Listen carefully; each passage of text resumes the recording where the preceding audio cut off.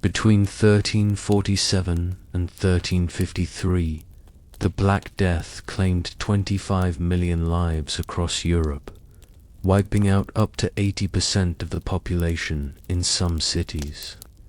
The plague was swift and merciless, but for those who survived, life continued in a radically transformed world. Here's what happened after the Black Death devastated Europe. Hey, quick thing before we start. If you actually listen to these regularly, hit like or subscribe. I always wonder where everyone's at, so comment your city and what time it is. Weird to think some of you are having breakfast in London, while I am recording this at night here in the States. Alright, let's head back to Europe in the aftermath of the Black Death. Trust me, it's going to be quite a ride. But first, get comfortable. Seriously, adjust those pillows.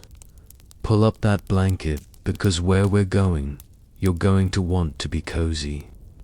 Your eyes open to darkness. The straw mattress beneath you is damp from the night's moisture that seeps through the walls of your small home. For a moment, everything feels normal. That familiar, scratchy texture against your skin, the smoky smell from last night's fire, the distant sound of a rooster. Then it hits you, the silence. No voices in the street, no clanging of the blacksmith's hammer, no children laughing or crying, just nothing. You're probably wondering, wait, how unusual would this really be? Well, imagine your neighborhood completely empty, except for maybe every fifth house. That's what we're talking about here. You rise and step onto the packed dirt floor, cold against your bare feet. Not like your warm carpet or wood floors today. Medieval floors were usually just compressed earth, sometimes covered with rushes or straw that wouldn't be changed for months. Yeah, not exactly the pinnacle of hygiene, which didn't help with the whole plague situation. I spent way too long researching medieval sleeping arrangements for this. Turns out most people slept on simple straw mattresses, often with their whole family and even animals nearby for warmth. Privacy, not a concept they were familiar with. And these weren't memory foam mattresses, just sacks stuffed with whatever was available. Straw, hay, sometimes wool if you were lucky.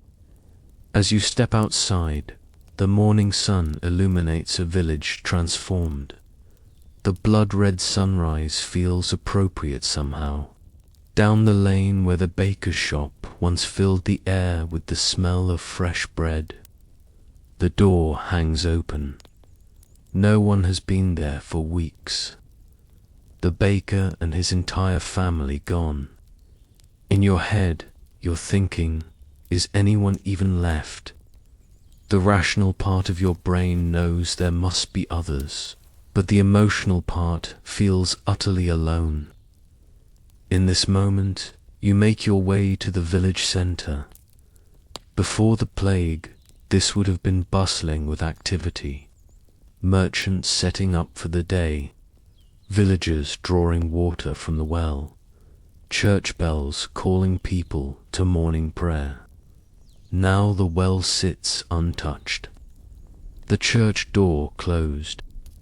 The silence is broken only by the occasional bird or the wind rustling through empty market stalls.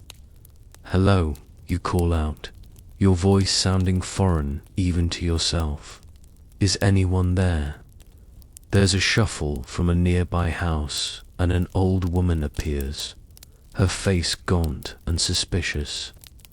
She's carrying a small bundle of herbs, rosemary, thyme, lavender, clutched tightly to her nose.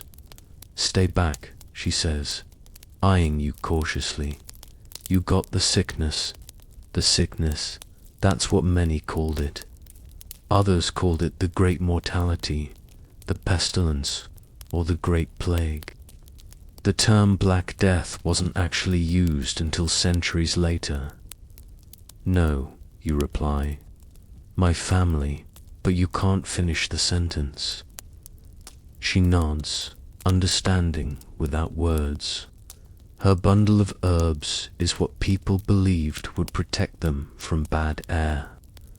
The miasma theory that disease spread through foul smells, so they carried sweet-smelling herbs or flowers to counteract it. Completely useless against the actual cause. Bacteria carried by fleas on rats, but they didn't know that. The priest is collecting the dead, she says flatly. They're digging a pit outside the village, a mass grave. The normal burial customs had broken down completely. One Florentine chronicler wrote about how burial shrouds shot up to 10 times their normal price. And even then, there weren't enough people to dig individual graves. Bodies were piled in great pits, often with little or no ceremony. You follow the path, she indicates, and over the rise you see them. A small group of figures, some digging, others dragging wrapped bodies. The smell hits you before you get close. That unmistakable sweet rot of decomposition. Stay with me here, because this is where it gets weird. The person in charge of this grim work isn't the priest as you'd expect, but a local butcher. The priest died 2 weeks ago. The butcher, with his experience handling dead flesh, has become the default undertaker. We need hands, he calls when he sees you. Not hello or good morning, just a demand for labor. In a world where perhaps 2/3 of your community has vanished, every surviving pair of hands is precious. Picture this. By mid-1349, in places like Florence, Italy, so many people had died that the survivors couldn't keep up with the burial needs. They dump bodies in large trenches, layer them with a thin covering of soil, add another layer of bodies, more soil, and so on. Some of these mass graves have been discovered centuries later during construction projects, revealing the grim efficiency of plague-time burial practices. The next few hours blur as you help move the dead. These are people you knew, the miller's wife, the cooper's son, an entire family from the edge of the village. Their bodies are bloated and discolored, many with the telltale black swellings in the armpits or groin that gave the plague one of its names, the pestilential buboes. Or last week, the butcher says, as you pause to catch your breath, a man from the next village came looking for food, said there wasn't a single living soul left there. Everyone dead or fled. Imagine that reality for a second. Entire villages just gone. Archaeological evidence has confirmed this happened. We found abandoned medieval villages where excavation suggests sudden abandonment during the plague years. By midday, your stomach is growling. You realize you haven't eaten since yesterday. With the baker dead, where will bread come from? With so many farmers dead, who will harvest the crops? This is where the first major economic shift began. Food prices skyrocketed immediately after the plague hit a region. According to that Florentine chronicler I mentioned, the food suitable for the sick. Cakes and sugar reached outrageous prices. Chicken and other poultry were unbelievably expensive. You make your way to what once was the marketplace, hoping to find someone selling something, anything edible. There's a single vendor there, an old man with a cart, containing a few withered vegetables and a small sack of grain. Around him, a handful of survivors argue over the prices. 6 pennies for a loaf. A woman shouts, "That's robbery." "Take it or starve," the vendor replies coldly. There's no one left to work the fields. He's not wrong. Farms lay abandoned, crops rotting in the ground. Farmers had died or fled, leaving the fields untended. Domestic animals wandered freely with no one to care for them. In some places, sheep and cattle died in the fields because there was no one to herd them. Okay, picture this. You standing there watching people argue over the last scraps of food, when suddenly the church bell rings. Everyone freezes. This isn't the normal call to prayer. It's erratic, desperate. You all rush toward the church where a lone survivor is pulling frantically on the bell rope. "Riders," he shouts, coming from the east. Fear ripples through the small gathering.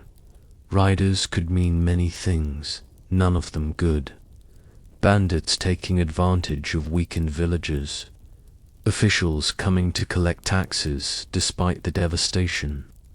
Or worse, people fleeing from another plague outbreak, potentially bringing the disease back to your village. The small crowd debates what to do. Some want to hide, others to stand their ground. In your head, you're screaming, "This is how I die," either by bandits or by plague.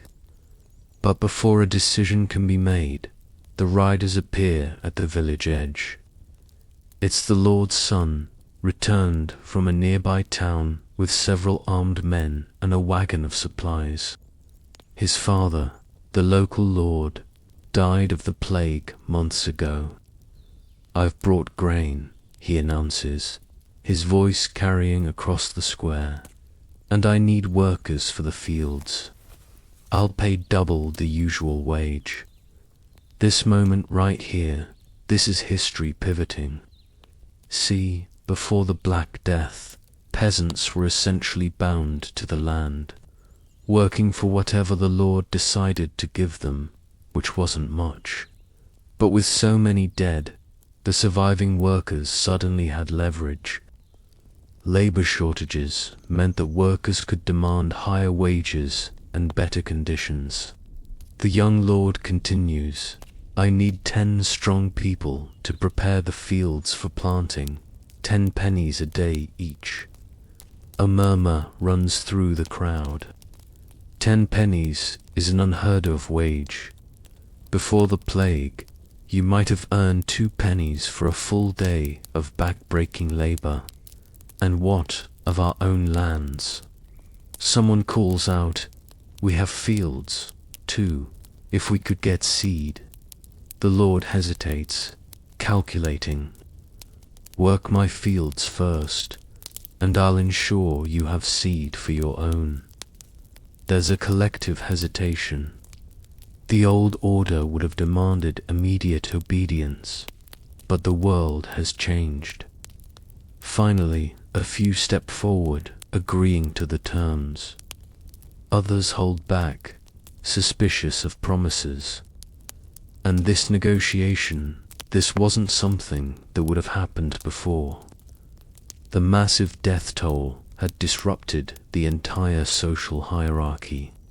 As one chronicler observed after the plague, once the plague had finished, anybody who could get a hold of whatsoever kind of cloth or found the raw materials to make it became rich. Similarly, survivors inherited goods and wealth from their deceased family members. A person who previously had nothing could suddenly find themselves quite rich. You spend the afternoon helping distribute grain from the Lord's wagon. As the sun begins to set, you return to your empty home. The silence still unnerves you. But there's something else now, a strange sense of possibility. What was once your parents' home is now yours. The tools your father crafted are now yours to use or sell.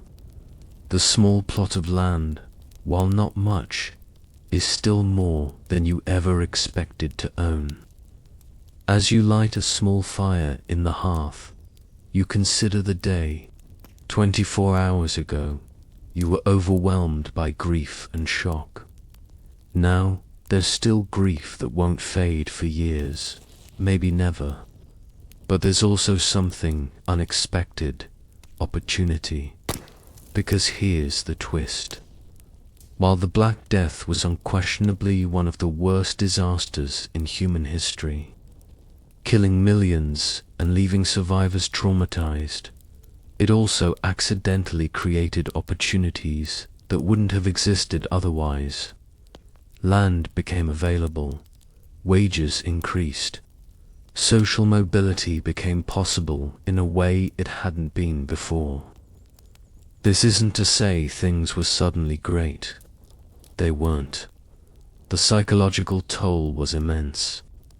Petrarch, an Italian poet who lived through the plague, wrote to his brother, "I would, my brother, that I had never been born, or at least had died before these times." He doubted that people of the future, that's us, could possibly understand their suffering. You lie back on your straw mattress, so different from your comfortable bed today. The emptiness of the house presses in on you. Before the plague, you would have been crowded in with parents, siblings, maybe grandparents, or other relatives. Now it's just you. As you drift towards sleep, you wonder what tomorrow will bring in this new, emptier world. Will more survivors emerge from hiding? Will the crops be planted in time? Will the plague return?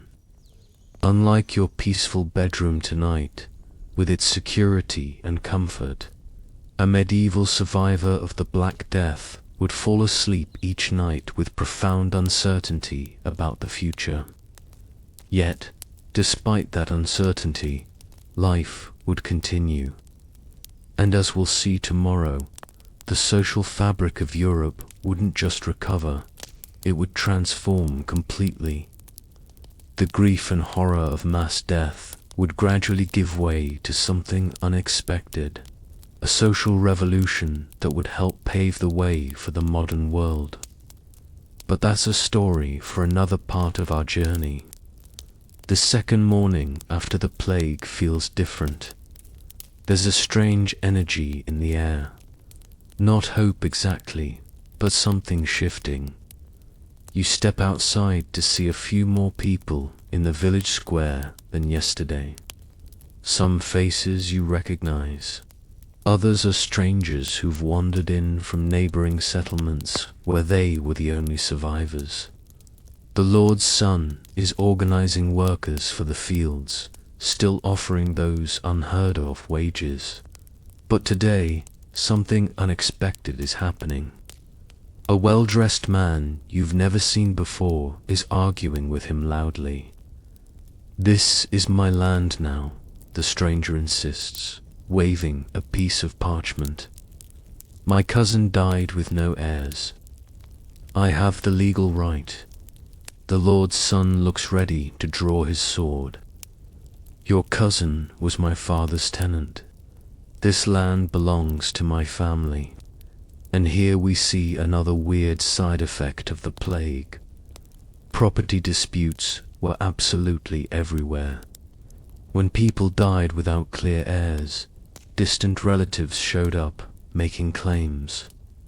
Court records from the years after the plague are packed with inheritance cases. Imagine a family tree being pruned so severely that branches that never expected to inherit anything suddenly had legal claims. A crowd gathers to watch the argument. Next to you, an old farmer spits on the ground. Let them fight over it.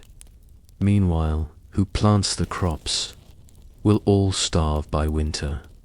He's not wrong. While the nobility and emerging merchant class fought over who owned what, practical matters like food production hung in the balance. You can inherit all the land in England, but if nobody's growing food, what good is it? You worked for the old lord, right? Asks a woman beside you, a child clutching her skirt. Will you work the fields again? You hesitate. Before the plague, you'd have had no choice. But now there are options. 10 pennies is good wage, you say, testing the waters. The tanner in the next village is offering 12, she replies casually. For anyone who can help him process hides, he lost both his apprentices. Okay, freeze this moment right here. This conversation, this casual mention of shopping around for better wages, this was revolutionary. Before the plague, most peasants were tied to the land through serfdom or other obligations. The idea of just picking up and going somewhere for better pay, unthinkable for most, but the massive labor shortage changed everything. Meanwhile, the lord and the newcomer are still arguing. The lord's son finally shouts, "We'll take this to the king's court." The stranger laughs. The king's court. Half the judges are dead, and the other half have fled London. Who's going to hear your case? He's got a point. The legal system, like everything else, had collapsed in many areas. Records from this period show court sessions canalled, delayed for months or years, or conducted with whoever happened to be available rather than proper officials. You decide to follow the woman with the child. Curious about this tanner offering higher wages. As you walk through the village, you notice something odd. Doors standing open on several houses. People are just taking what they need, the woman explains, following your gaze. No one left to claim it. Inside one abandoned home, you glimpse someone filling a sack with cooking pots, tools, clothing. Not stealing exactly, more like redistributing who was left to say who owned what. This massive wealth redistribution wasn't just happening with small items. In Florence, one chronicler recalled, once the plague had finished, anybody who could get a hold of whatsoever kind of cloth or found the raw materials to make it became rich. Similarly, survivors inherited goods and wealth from their deceased family members. A person who previously had nothing could suddenly find themselves quite rich. The woman leads you to a crossroads where a small group has gathered around a makeshift market, just a few blankets spread with goods. But these aren't normal market goods. There are silver cups, fine linen, tools, jewelry, things that would have been far beyond your reach before. Where did all this come from, you ask, though you already know. The dead don't need silver, says the man sitting cross-legged behind the display. He's missing 2 fingers and has the rough hands of someone who worked the fields his whole life. Found a whole chest of this stuff in my master's house after everyone there died. Figured I'd trade it for things I can actually use. You reach out to touch a silver goblet, then hesitate. It feels wrong somehow, profiting from so much death. The peasant notices your hesitation. "Oh look," he says flatly, "my whole family's gone. Took them all in 3 days. You think I wanted this cup instead, but here we are. Might as well make use of what's left." I've studied accounts from plague survivors, and this practical approach was common. not because people were heartless, but because the sheer scale of death made prolonged mourning almost impossible. Society had to continue functioning. You trade a small knife you fade for years for a wool blanket that would have cost you a month's wages before. As you fold it, the woman touches your arm. "The tanner's this way," she says, nodding down a path.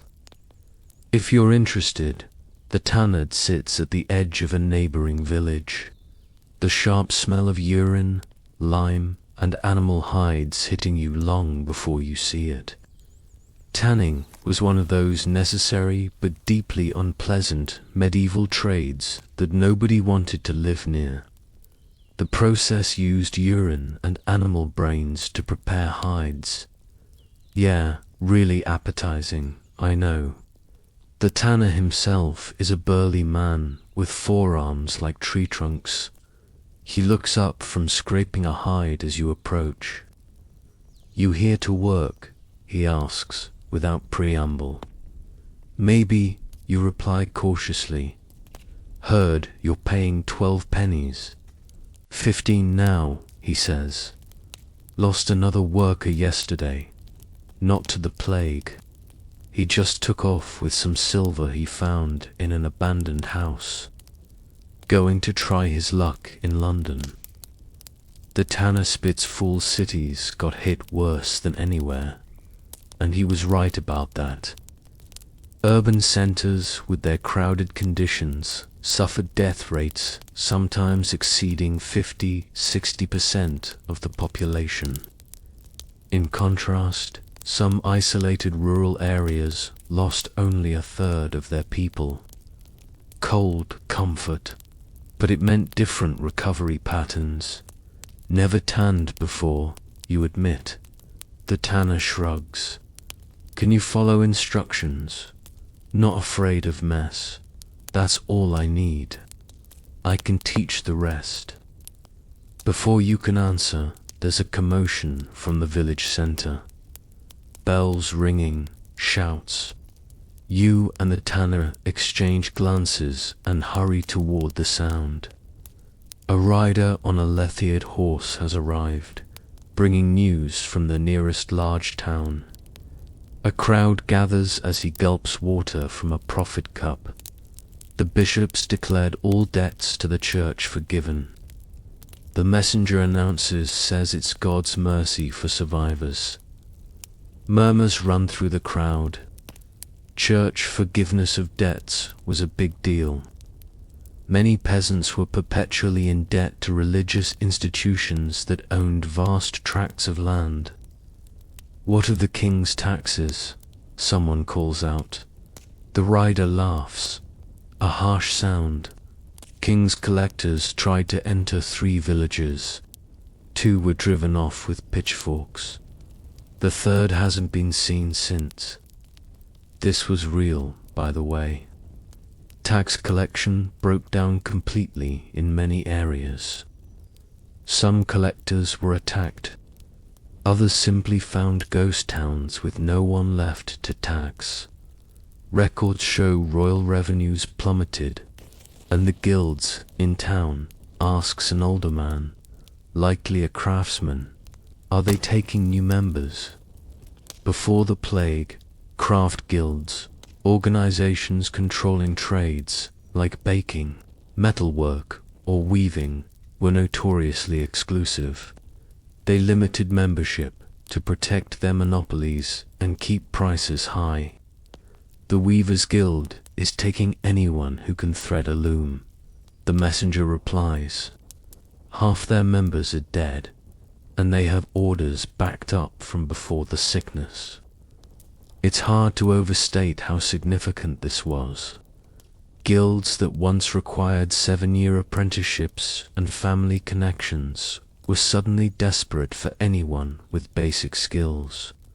Social mobility that would have been impossible before was now there for the taking. You look back at the tanner, considering his offer. 15 pennies a day is more than you would have earned in 2 weeks of field work before. But the smell, The mess. Tell you what, the tanner says, reading your expression. Try it for 3 days. If you hate it, I'll pay you for the time and no hard feelings. As you hesitate, a woman elbows her way through the crowd, heading straight for the tanner. Master Fuller, she says, I've come about the work. The tanner looks surprised. You, but you're a woman. Yes, she interrupts. And my husband was your best worker before he died. I helped him for years. I know the process as well as any man. Okay, so here's another massive social shift happening. Women entering trades that were previously male-dominated with labor, so scarce gender barriers started crumbling in certain industries. Not everywhere, not completely, but enough that women found opportunities that would have been unthinkable before. The tanner scratches his chin.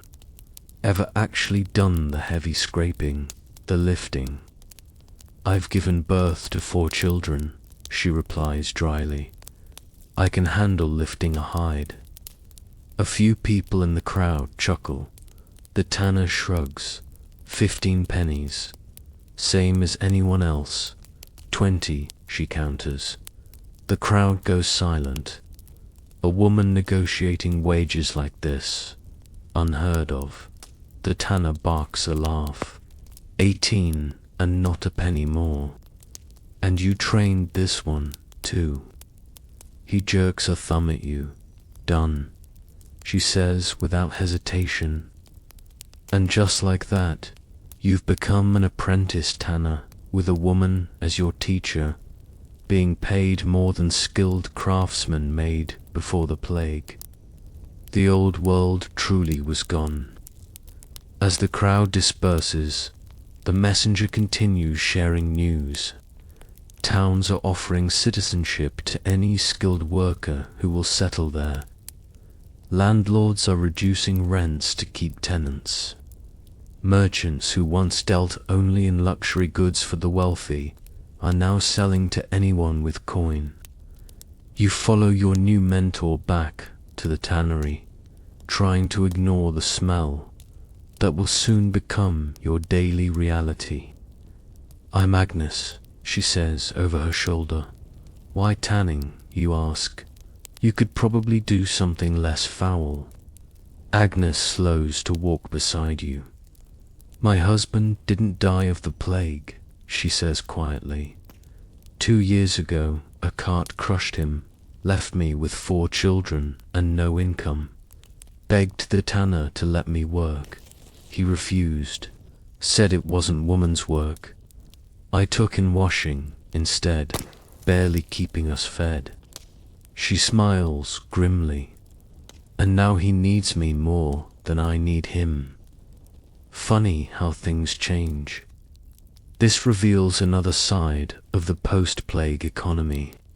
People who had been marginalized before, women, lower-class workers, even the disabled in some cases, suddenly found their skills valued. Not out of charity or social progress, but out of sheer necessity. At the tannery, Agnes doesn't waste time. She throws you a stained apron and points to a pile of raw hides. First step, scrape off all the flesh and fat, she demonstrates with a curved knife. Too much left on the hide rots. Too much taken off. The leather's weak. The work is disgusting. Within an hour, you're covered in animal bits. Your arms ache, and the smell has penetrated everything. But there's something strangely satisfying about the transformation. Taking a raw, bloody hide and beginning its conversion into something useful. By midday, your stomach is growling despite the stench. Agnes calls a break, and you both rinse your hands in a bucket before sharing a simple meal of bread and cheese that the tanner provides. He never fed workers before, Agnes comments, seeing your surprise.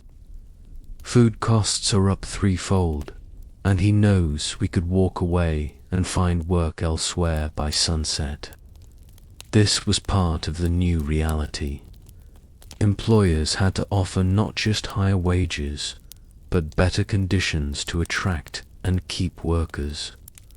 Some Italian cities even passed laws limiting how luxuriously workers could be treated, trying to prevent employer competition from driving up costs too much.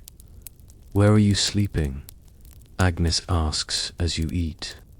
You realize you haven't thought about it. Your family home is in the next village over. Walking back and forth each day would be possible, but tiring. He has a shed out back. Agnes nods toward a small structure. 2 workers used to share it. Now it's empty. Not much, but it's shelter. After lunch, she shows you the next steps in the process. Soaking the scraped hides in a mixture of water, lime, and urine. Yes, actual human urine collected in vats. Medieval tanning was not for the squeamish. Everyone contributes, Agnes says, with a straight face, pointing to a bucket in the corner of the shed.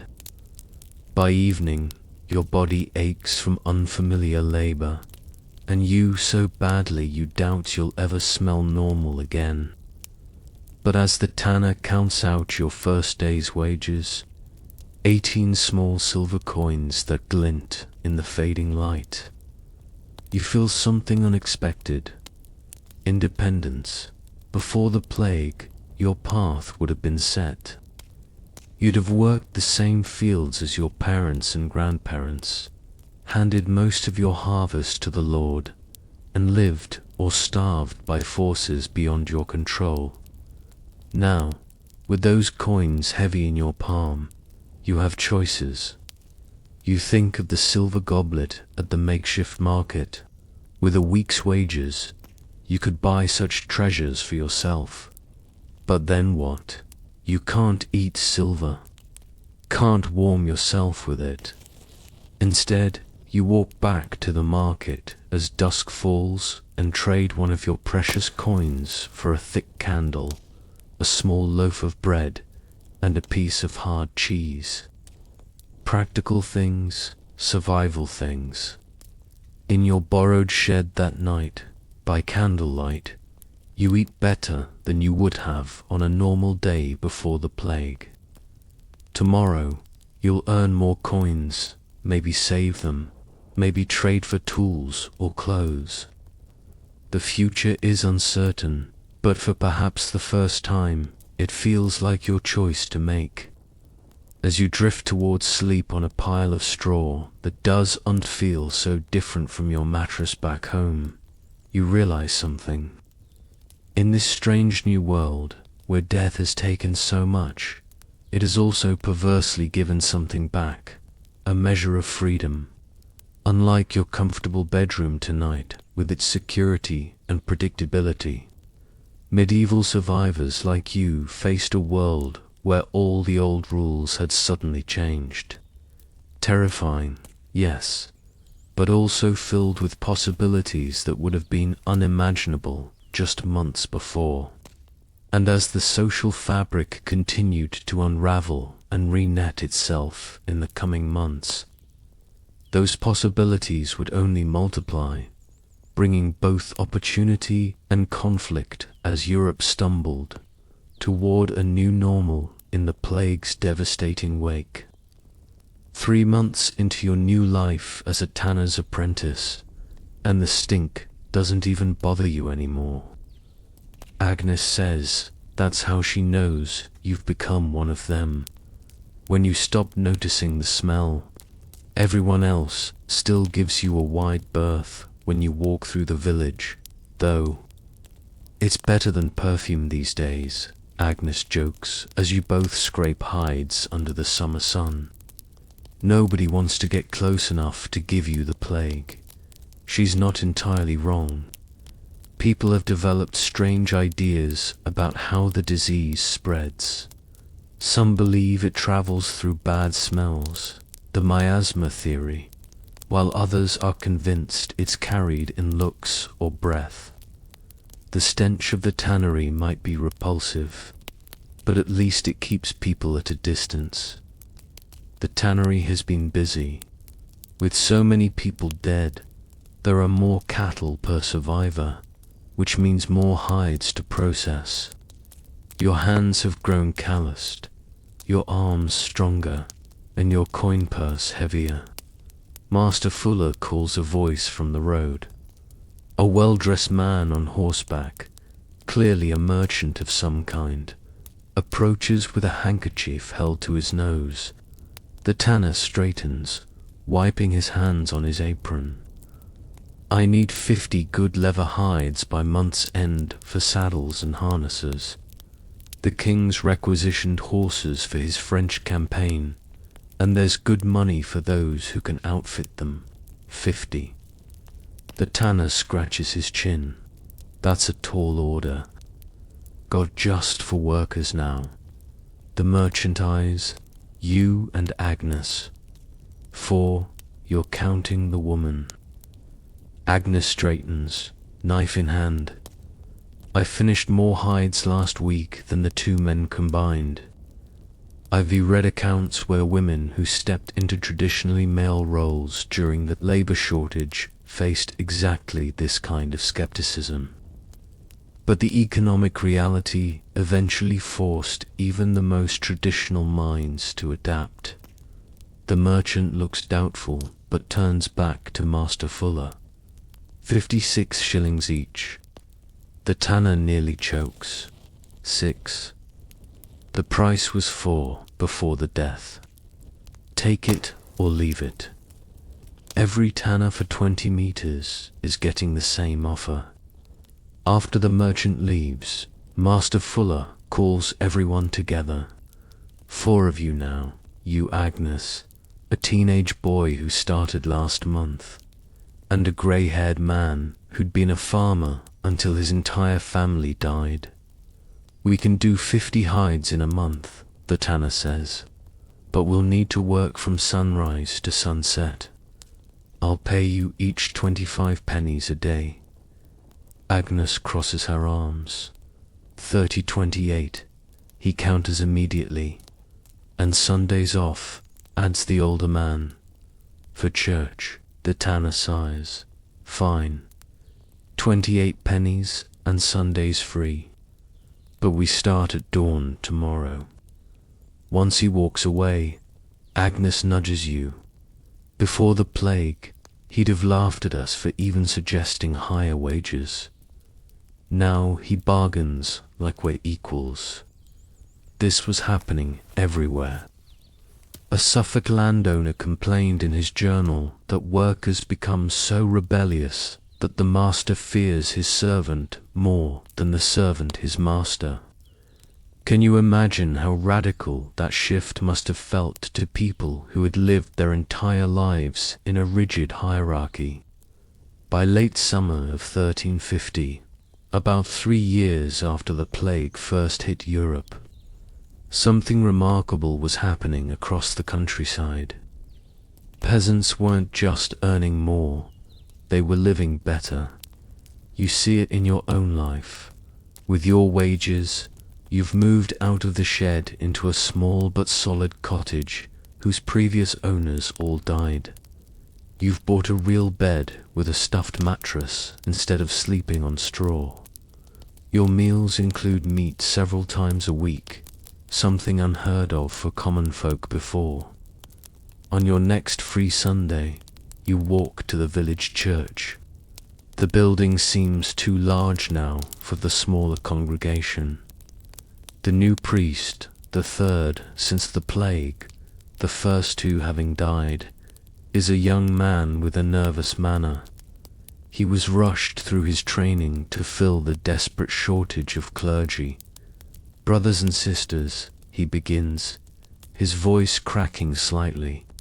Let us pray for those still suffering from God's great punishment. An old woman near the front stands up. If it's God's punishment, why did he take my innocent grandchildren and not sinners like the tax collector or the Lord Esbath?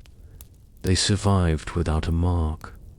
The priest stammers, God's ways are mysterious, mysterious. Another voice calls out, was it mysterious how the Jews poisoned the wells to spread the disease? This awful rumor had spread across Europe, leading to horrific persecution of Jewish communities. In some places, entire Jewish populations were murdered by mobs looking for someone to blame. There is no evidence of well poisoning, the priest says with surprising firmness. The Pope himself has said as much. Then why did the plague spread along trade routes? Someone else demands it followed where people traveled. This observation was actually quite astute. The disease did indeed follow human movement patterns, though not because of deliberate poisoning, but because the rats and fleas carrying the bacteria traveled with human cargo. After the service, people linger in small groups outside the church. You overhear snippets of conversation. The miller's charging triple what he did before. Can't get decent cloth anymore. All the best weavers died. My cousin's gone to London, says a craftsman can name his price there. The world has turned upside down. Things that were once cheap are now expensive. Jobs that were once scorned are now sought after. People who once had no options now have choices. You spot Agnes talking with several women and join their circle, telling him I won't marry unless I can keep my job at the tannery. Agnes is saying, and my own wages. And what did he say to that? Asks a younger woman, eyes wide. He agreed. Agnes laughs. Can you imagine? Before the death he'd have just found another woman. Now she shrugs. Men need wives more than wives need husbands these days. It wasn't just economic power shifting. Social relationships were changing too. With so many widows and widowers, new marriages were forming with different expectations. Women who had proven they could support themselves weren't so quick to give up that independence. As you walk back from church, you pass the manor house where the Lord's Son, now the Lord himself, since his father's death was confirmed, is overseeing renovations. The windows are being enlarged. Glass is being installed. Even the nobility is living differently now. A group of laborers sitting in the shade, taking a break from the construction, wave you over. Tanner, one calls out, come tell Martin here what you're earning these days. You hesitate, then share your daily wage. The workers whistle appreciatively. See, the first man says to his companion, and he's just an apprentice. I told you we should ask for more. The Lord will never agree, Martin replies. Then we all walk off the job, shrugs the first man. See how fast his fancy windows get finished. Then this collective bargaining power was unprecedented. Before a lord might have had troublemakers flogged or worse.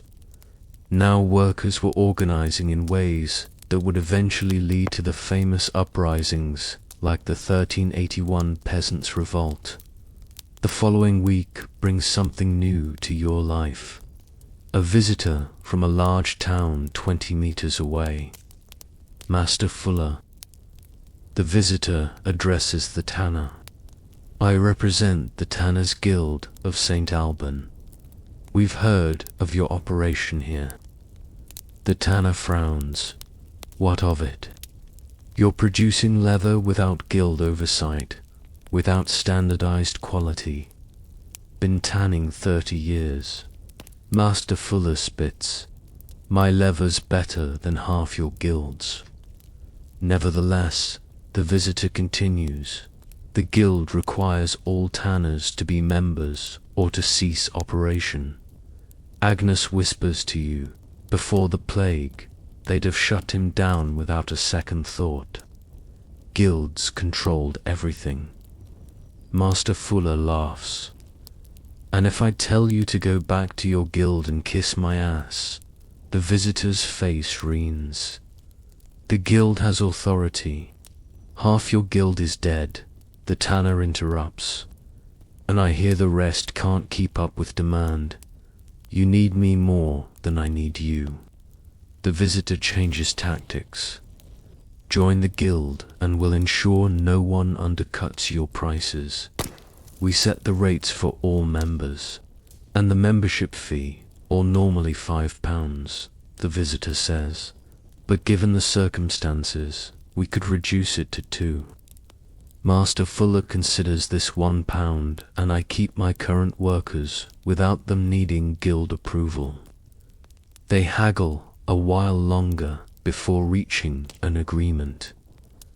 After the visitor leaves, you ask why join at all. You said yourself they need you more than you need them. For now, the tanner nods, but times change. Better to have a say in the guild than fight it forever. Besides, he grins, now we can charge guild prices. By autumn of 1350, another change becomes apparent. People are obsessed with avoiding disease. New daily rituals have emerged that would have seemed strange before the plague. You see it when trading in the village market. People hold fragrant herbs to their noses while shopping. They avoid touching hands when exchanging coins. Many wear small pouches of sweet-smelling herbs around their necks. Plague amulets, they're called. It keeps away the bad air, explains a woman selling these pouches. Rosemary, mint, lavender, and wormwood. Wear it at all times. You've noticed Agnes wearing one, though she seems embarrassed when you point it out.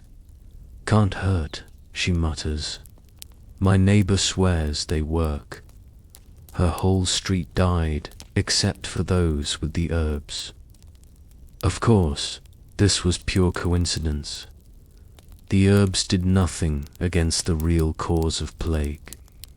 But in a world without modern medicine, people desperately grabbed onto anything that seemed to offer protection. Other new habits have emerged, too. People boil water before drinking it. They burn the clothing of the dead instead of reusing it. They quarantine newcomers to the village for days before, allowing them to mix freely.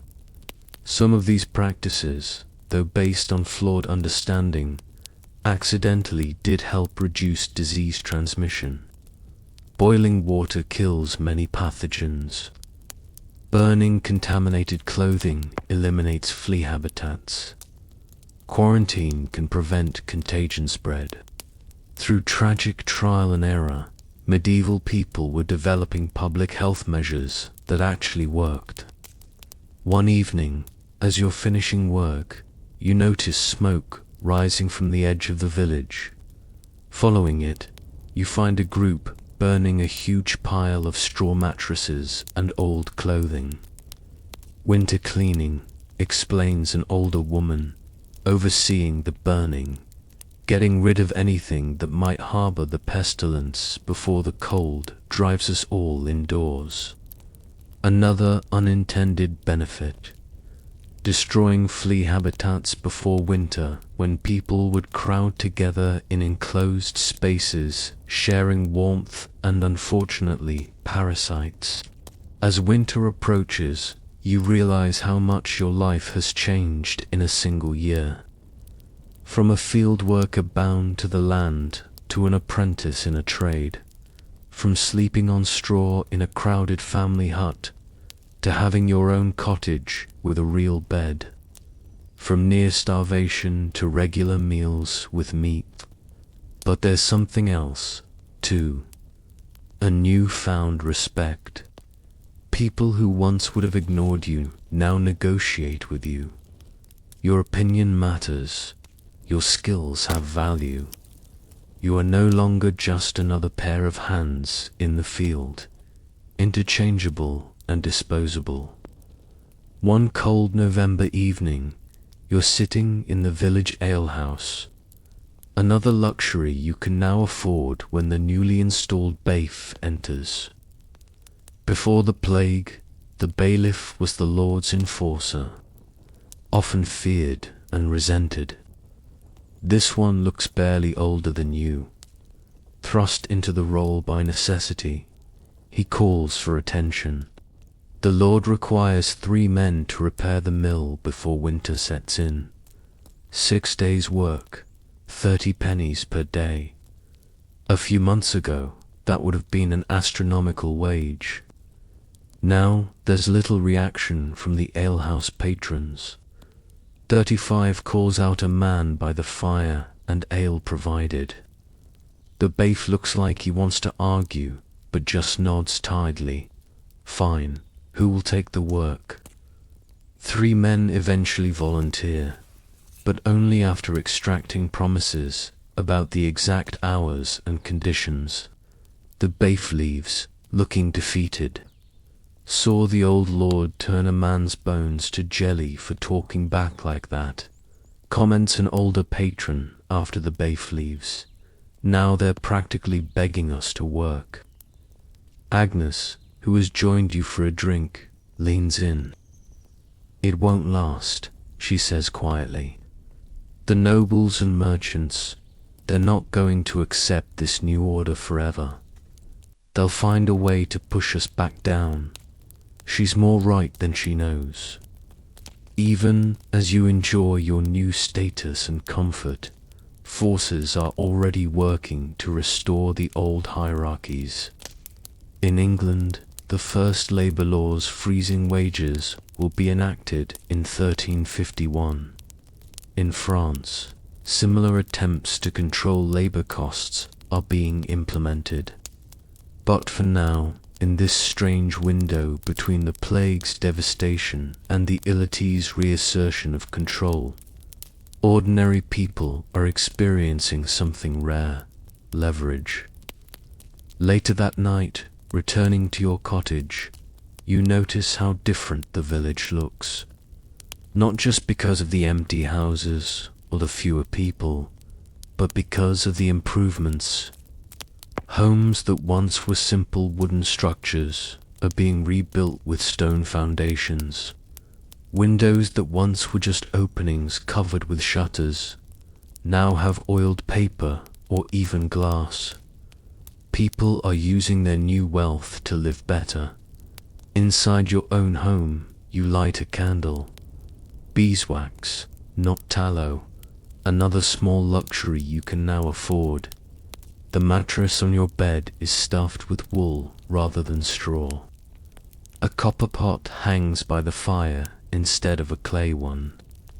These material improvements might seem small from our modern perspective, but they represented significant quality of life changes. Better housing meant warmer, drier living conditions. Better bedding meant better sleep and fewer parasites. Better cooking implements meant more nutritious food preparation. All these improvements added up to something significant. People were living longer, not dramatically longer.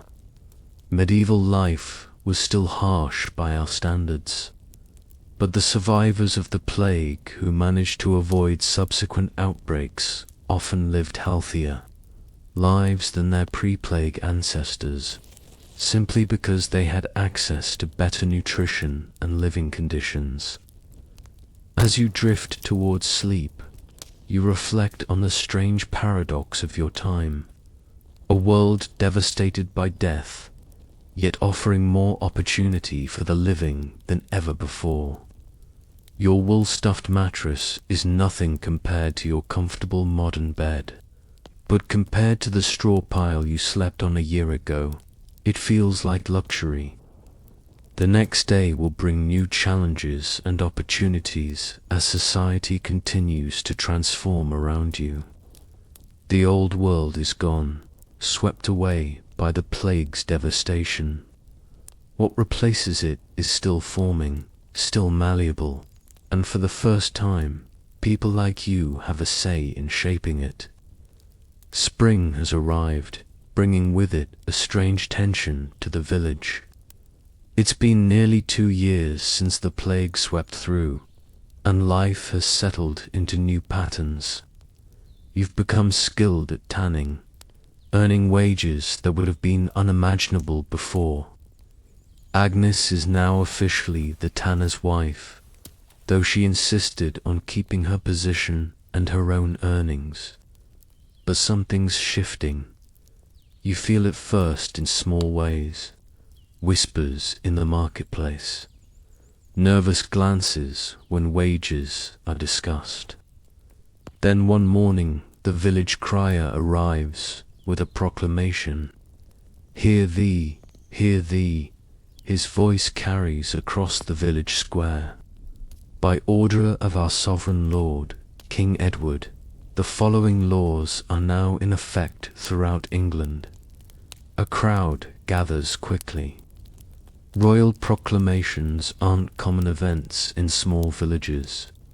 All labourers, craftsmen, and servants, the crier continues, reading from a scroll, shall accept the same wages and terms as were paid in the year 1346, before the great mortality.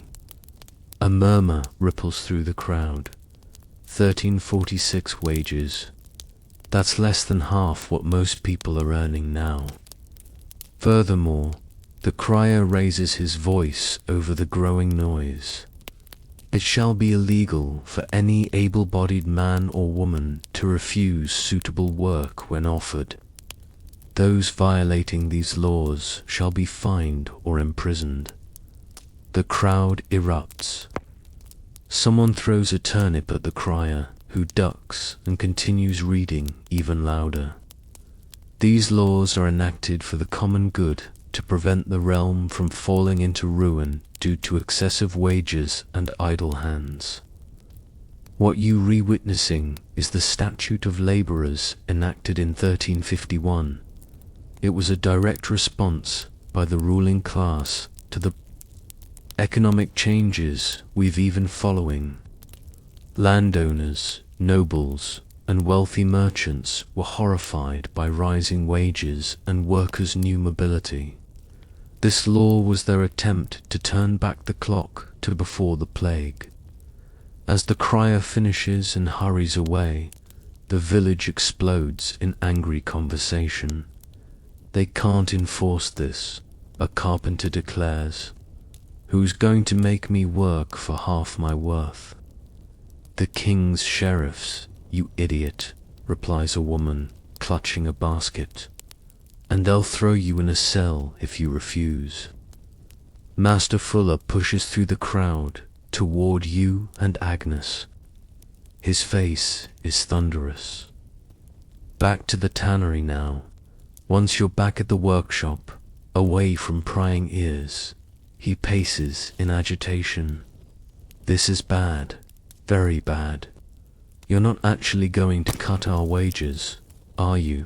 Agnes asks directly. The tanner runs a hand through his thinning hair. Not if I can help it, but they've appointed enforcers in every county. They'll be checking guild records, questioning workers. So, what do, you ask? He thinks for a moment. On paper, you'll be paid the old wage rates. But he lowers his voice, though there's no one else around. I can provide your meals. A cart of firewood might appear by your cottage each week. A winter coat might be a gift, not payment. This kind of under-the-table compensation became common. Employers who valued their workers found ways around the wage freezes. Some provided housing, food, or goods in addition to the mandated lower wages. Others simply ignored the law when they could get away with it. But the authorities were serious about enforcement. 2 weeks later, you see that seriousness firsthand. The weekly market is interrupted by the arrival of the sheriff and 4 armed men. They drag a stonemason into the square and force him to his knees. This man announces the sheriff demanded 3 pennies per day for his labor on the church repairs. When the legal rate is 1.5, he has been found guilty of violating the statute of laborers. The crowd watches in uneasy silence as the sheriff continues. The penalty is 3 days in the stocks and a fine of 20 shillings. The mason is forced into the wooden stocks at the edge of the square, his head and hands locked into the uncomfortable restraints where he'll remain exposed to the elements and public humiliation. Let this be a warning, the sheriff calls out. The king's law will be enforced that evening. Under cover of darkness, villagers secretly bring water and food to the mason. One person even holds a cloak over him during a brief rainfall. Small acts of solidarity, but meaningful. When the sheriff's men aren't around, people discuss the situation openly. The nobles are terrified, explains an old merchant who travels between villages. They've lived their whole lives with peasants under their thumb. Now that we have some leverage, they're using the king's power to crush us. Can they really turn everything back to how it was before? Someone asks. The merchant snorts. They can try, but there are fewer workers now, and that's a fact they can't change with any law. He's right. The fundamental economic reality, a drastically reduced workforce, couldn't be erased by legislation. But the ruling class had centuries of experience maintaining control, and they were using every tool at their disposal. A month after the proclamation, the tanner calls everyone together again. The guild has been ordered to keep detailed records of all workers and their wages. He explains grimly, inspections will be random. Anyone found receiving extra compensation will be fined along with their employer. So, our arrangement, you begin, has to stop. He finishes, looking genuinely regretful. They're watching too closely now. Just like that, your income is cut in half. The comfortable life you've built begins to crumble at the edges. The small luxuries go first. No more meat with every meal. No more fine candles. Then larger sacrifices follow. You have to give up the cottage you were renting and move back to the tanner's shed to save money. You're not alone in these reversals. Across the village, people who had begun to improve their circumstances find themselves pushed back down. The brief window of opportunity seems to be closing. But humans are remarkably adaptable, especially when motivated by self-interest. New forms of resistance emerge. Need a hand with that garden? Asks a farmer's widow one evening as you struggling to dig a small plot behind the tannery shed. I can't pay you, you admit. Didn't offer it for coin, she replies. But I've got more turnips than I can eat, and that leather vest you're making looks about my size. Bartering becomes the new currency. Direct exchanges of goods and services that bypass the regulated wage system. It's technically against the spirit of the law, but harder to track and punish than straightforward wage violations. Other forms of resistance are less subtle. work slowdowns become common. If you're being paid half what you're worth, why work at full speed? Taking your time with those hides, Agnes observes one afternoon as you methodically scrape at a pace that would have earned you a scolding months ago. Worth half the pay, half the effort, you reply. She glances around to ensure no one's listening. Just be careful. The master's under pressure from the guild. They've started finding workshops that don't meet quotas. This pressure creates tension between workers and employers, both of whom are caught in a system neither created.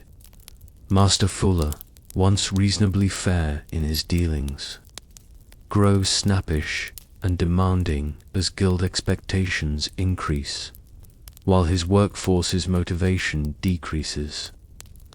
I could have you replaced, he threatens, after finding you taking an unauthorized break, with who you challenge, knowing that even with reduced wages, workers are still scarce. Good luck finding someone who knows how to prepare the lime pits properly. It's a dangerous game of chicken. You need the work, however poorly paid. He needs your skills, which would take months to replace. Neither can afford to break completely with the other. The situation in cities is even more volatile. When a traveling peddler visits the village, he brings news from London. The guilds there have hired thugs to intimidate workers. He tells the crowd at the alehouse, anyone suspected of accepting higher than legal wages gets a midnight visit. Men have been beaten, workshops vandalized, and how are people responding? Someone asks. The peddler leans in. Workers are organizing, too. Secret meetings, codes to identify each other. Some talk of revolt, though that's dangerous talk. He taps his nose meaningfully. The walls have ears these days. Indeed, another development of this period was the rise of informants. Authorities offered rewards for reporting wage violations or worker organizations. Neighbors informed on neighbors, creating an atmosphere of suspicion. One morning, you arrive at the tannery to find Agnes looking pale and worried. Martin was arrested last night, she says quietly. Martin, the older man who worked alongside you, had become something of a mentor. What for, you ask, though you can guess.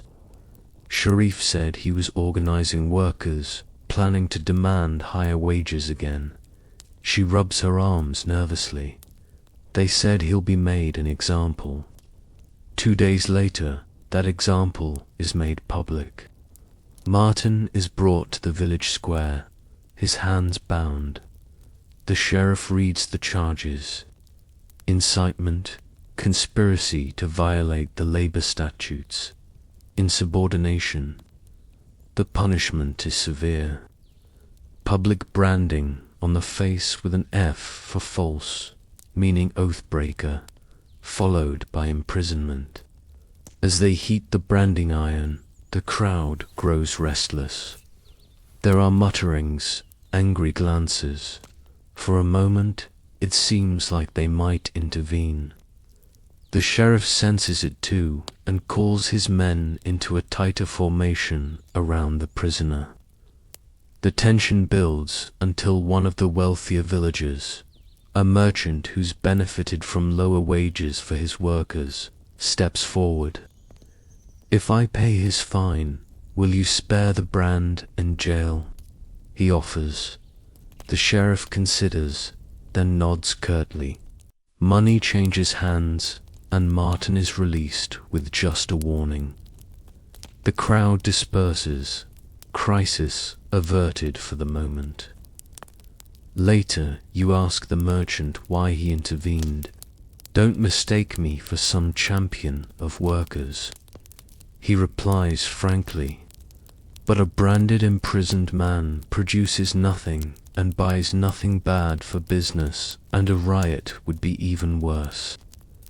It's a coldly practical answer, but it illustrates something important. The economy still needed to function. Even with the restrictive laws, there was a limit to how far authorities could push before the system itself would break down. This uneasy balance continued through 1351 and 1352. The laws remained. The punishments were real, but on the ground, 1,000 small compromises and adjustments allowed life to continue. Some workers simply moved to areas with less stringent enforcement.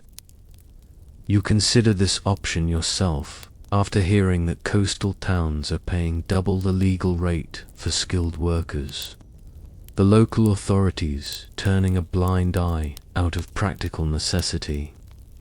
I could go to Bristol, you mentioned to Agnes one day. Start fresh when no one's watching so closely.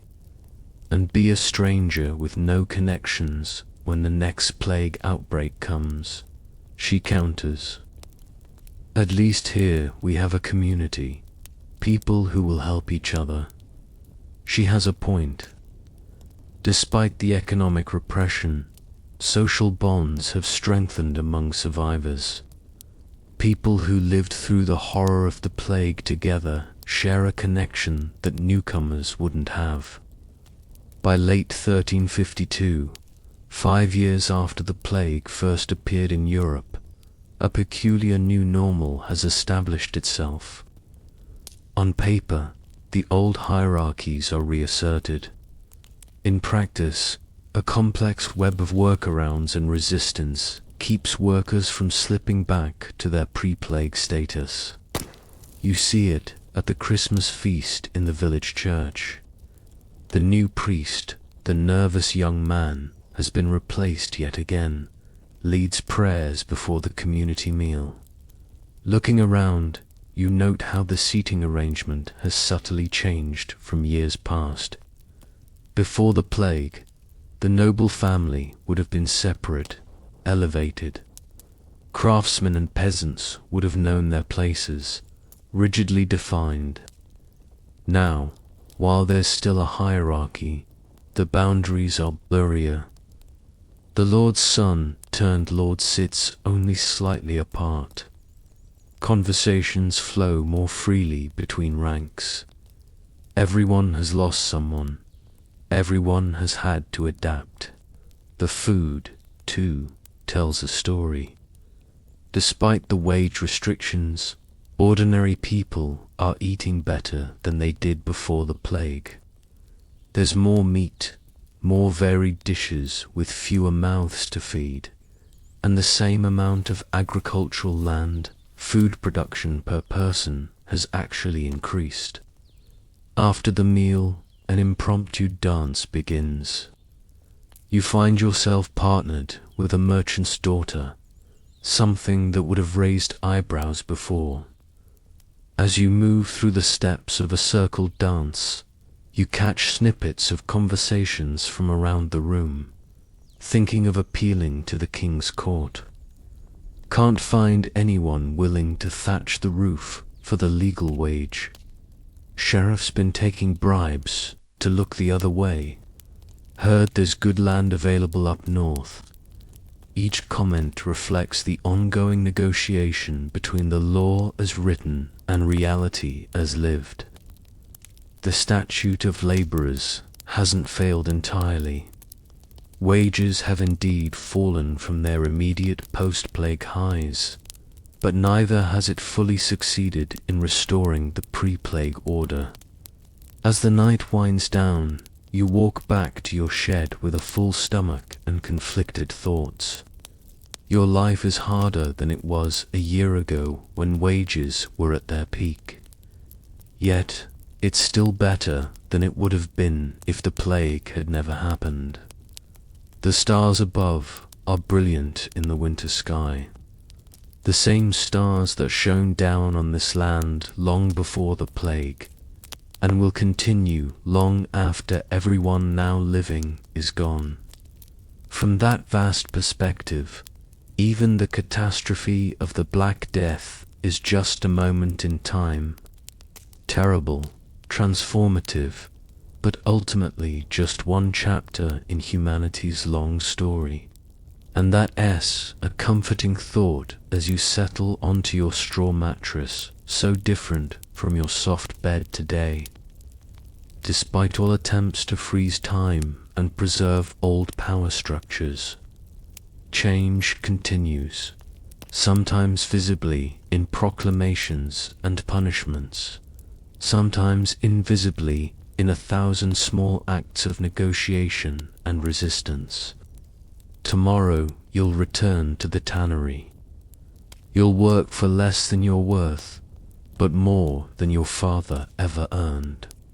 You'll navigate the complex new reality, finding paths between compliance and defiance. You'll survive as humans always have, by adapting. And unlike the comfortable certainty of your modern life, medieval survivors lived with daily reminders that nothing was guaranteed. Not health, not status, not even the social order itself. The plague had revealed how quickly everything could change, a lesson none of them would ever forget. 10 years have passed since you first became a tanner's apprentice. You're now a respected craftsman in your own right, having taken over the workshop 3 years ago when Master Fuller died of a winter fever. Agnes still works alongside you, though she's teaching her eldest daughter the trade now, too. The world has changed in subtle ways. The initial shock of the plague has faded into memory, though no one who lived through it will ever forget. The desperate labor shortages have eased somewhat as children born after the plague have grown old enough to work. Wages have stabilized at a level lower than the post-plague peak, but still higher than before the pestilence. And something else has changed, too. The way people think about disease. You notice at first when news comes that plague has reappeared in a town 30 meters away before. Such news would have caused panic with people fleeing in all directions, ironically helping to spread the disease further. This time, the reaction is different. The town council has sealed the gates, explains a merchant who managed to leave just before the quarantine. No one in, no one out until the pestilence has passed.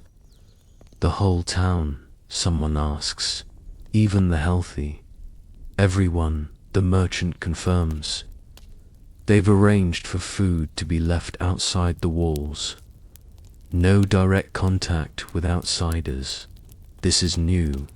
During the first plague outbreak, people fled infected areas, spreading the disease wherever they went. Now communities are learning to isolate themselves when disease appears. They didn't understand exactly why it worked, but they observed that it did. Your village headman calls a meeting to discuss preparations should the plague reach you. The atmosphere is remarkably calm, not because people aren't afraid, but because they now have strategies beyond prayer and flight. We should appoint plague wardens, suggests the miller, to check for signs of sickness in each household. Others nod in agreement. The idea of designated officials monitoring public health was taking root across Europe. Venice had established a permanent health magistracy, what they called a health office, to oversee sanitation and monitor diseases, and will need a place to isolate the sick, adds Agnes. Away from the village center, they settle on an abandoned barn at the edge of the village, which will be cleaned. and prepared as a pest house, a place where the infected can be kept separate from the healthy. As the meeting breaks up, the local priest approaches you. "I need leather," he says without preamble. 50 is enough for a full body covering. "What for?" you ask, curious. "Protection," he replies. "I've heard of a physician in France who treats plague victims while covered from head to toe in leather with a mask like a bird's beak filled with aromatic herbs. He believes it keeps the poisonous air at bay." What he's describing is the early version of what would become the iconic plague doctor costume: a leather or waxed canvas coat, gloves, boots, hat, and a mask with glass eye openings, and a beak-like protrusion filled with herbs and spices. While designed based on the flawed miasma theory, the idea that disease spread through bad air, the covering actually did provide some protection against flea bites, which were the real disease vector. You agreed to provide the leather, curious to see this strange outfit. When it's completed a week later, the effect is both comical and terrifying. The priest looks like some strange birdman hybrid, but the purpose is deadly serious. If the plague comes, he explains, showing how the eye holes are covered with glass, I can minister to the sick without falling ill myself. Word of the costume spreads, and soon others are requesting similar protective gear. You keep your living quarters cleaner. You pay attention to signs of illness in yourself and others. You understand, at least intuitively, concepts of contagion and prevention that were not common knowledge before. One hot summer day, as you're working outside your shop, you notice a man watching you from across the square. There's something vaguely familiar about him, though you can't place him at first. When he approaches, recognition dawns. "Martin," you ask uncertainly. It is indeed Martin, the older worker who was arrested for organizing laborers over 20 years ago. His hair has gone completely white, and he walks with a slight limp, but his eyes are the same. "Didn't think you'd remember me," he says with a smile. You invite him to sit, offering a cup of ale. He takes it gratefully, explaining that he's been traveling through the region, working where he can. "Things have changed," he observes, looking around the village. "Some things you agree, wages never went back to what they were right after the plague, but they're still better than before, and there are fewer people to lord over us." "I meant the plague markers," he clarifies, nodding toward a house with a white cloth tied to the door, not indicating plague itself, but a general illness that warranted caution. "In my father's day, illness was private. Now it's everyone's business." He's identified something profound: the shift from health as a personal matter to a community concern. This public health approach, born of necessity during the plague years, represented a fundamental change in how society approached disease. As the sun sets and Martin prepares to continue his journey, he leaves you with a thought that captures the strange duality of your post-plague world. "The pestilence took half of everything we knew," he says, "but it taught the survivors to hold on to what remained with both hands." It's a sentiment that resonates as you return to your workshop. The plague was undoubtedly one of history's great catastrophes. Yet, the world it left behind wasn't simply a diminished version of what came before. It was something new, a society that had learned, adapted, and in some ways improved even through unimaginable suffering. As darkness falls, you close up the tanner's shop and head home. Unlike your medieval counterpart, you'll sleep in a clean, comfortable bed, in a world where pandemic disease is largely controllable through the medical knowledge that began developing in those crucial years after the Black Death. The medieval survivors didn't have that comfort, but they had begun the long journey of understanding that would eventually lead to modern medicine. One careful observation and practical innovation at a time. 30 years have now passed since the Black Death first swept through Europe. You've grown older, your once dark hair now stir with grey. The tannery has prospered under your management, and you've trained several apprentices who've gone on to establish their own workshops in neighboring villages. The world has changed around you, too. Children born after the plague are now adults with children of their own. To them, the great mortality is just a story told by their elders, not a lived memory. But its effects continue to shape society in ways both obvious and subtle. It's a cool autumn morning in 1380 when the royal tax collector arrives in your village. His appearance causes an immediate stir. Tax collectors are never welcome visitors, but lately they've become even more despised. "Another tax," grumbles the blacksmith as people gather reluctantly in the village square. They just collected last spring. The tax collector, a thin man with nervous eyes, unrolls a scroll. "By order of the King's Council, a new poll tax is hereby levied on all persons above the age of 15, regardless of status or income. Each must pay 3 gross. The crowd's murmuring grows louder. Poll taxes, fixed amounts charged per person regardless of wealth, hit the poor far harder than the rich. And this is the 3rd such tax in just 4 years.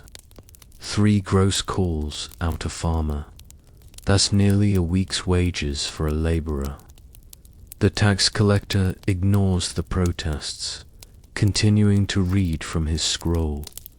Payment is due within the month. Those failing to pay will face imprisonment. As he finishes, he glances up nervously at the increasingly hostile crowd and hurriedly adds, "I merely deliver the message." The tax was approved by Parliament. Agnes, now in her 60s, but still sharp-tongued, pushes to the front, and who sits in Parliament, not people like us. She's right. Parliament at this time was dominated by wealthy landowners and merchants. The common people had no direct representation. After the tax collector leaves, escorted to the village boundary by the headman, the crowd doesn't disperse. Instead, the conversation grows more heated. First, they forced wages down with their statutes, says a mason. Now they take what little we earn with these poll taxes. They say it's for the French wars, adds another. Why should we pay for the king's wars? What do we get from them? The frustration you're witnessing wasn't unique to your village. Across England, similar conversations were happening. 30 years of economic suppression following the brief post-plague empowerment had built up tremendous resentment. The poll taxes were simply the spark that would eventually ignite this powder keg. Later that evening, a stranger appears at the alehouse. A man in simple clothes, who nevertheless speaks with unusual education. He buys a round of drinks and listens to the villagers' complaints about the new tax. "It's the same everywhere," he says finally. "From Kent to Yorkshire, Working people are being squeezed dry. And what's to be done about it? Asks a young farmer bitterly. They have swords. We have plowshares. The stranger leans forward. Men are organizing in Essex, in Kent, secret meetings. Talk of action. The alehouse grows quiet. This kind of talk could be considered sedition. What kind of action, you ask cautiously. The stranger gives you a measuring look before answering. A petition at first. Thousands of voices together might be heard where dozens are ignored. And if not, he leaves the implication hanging. Over the next weeks, you hear more rumors of these meetings.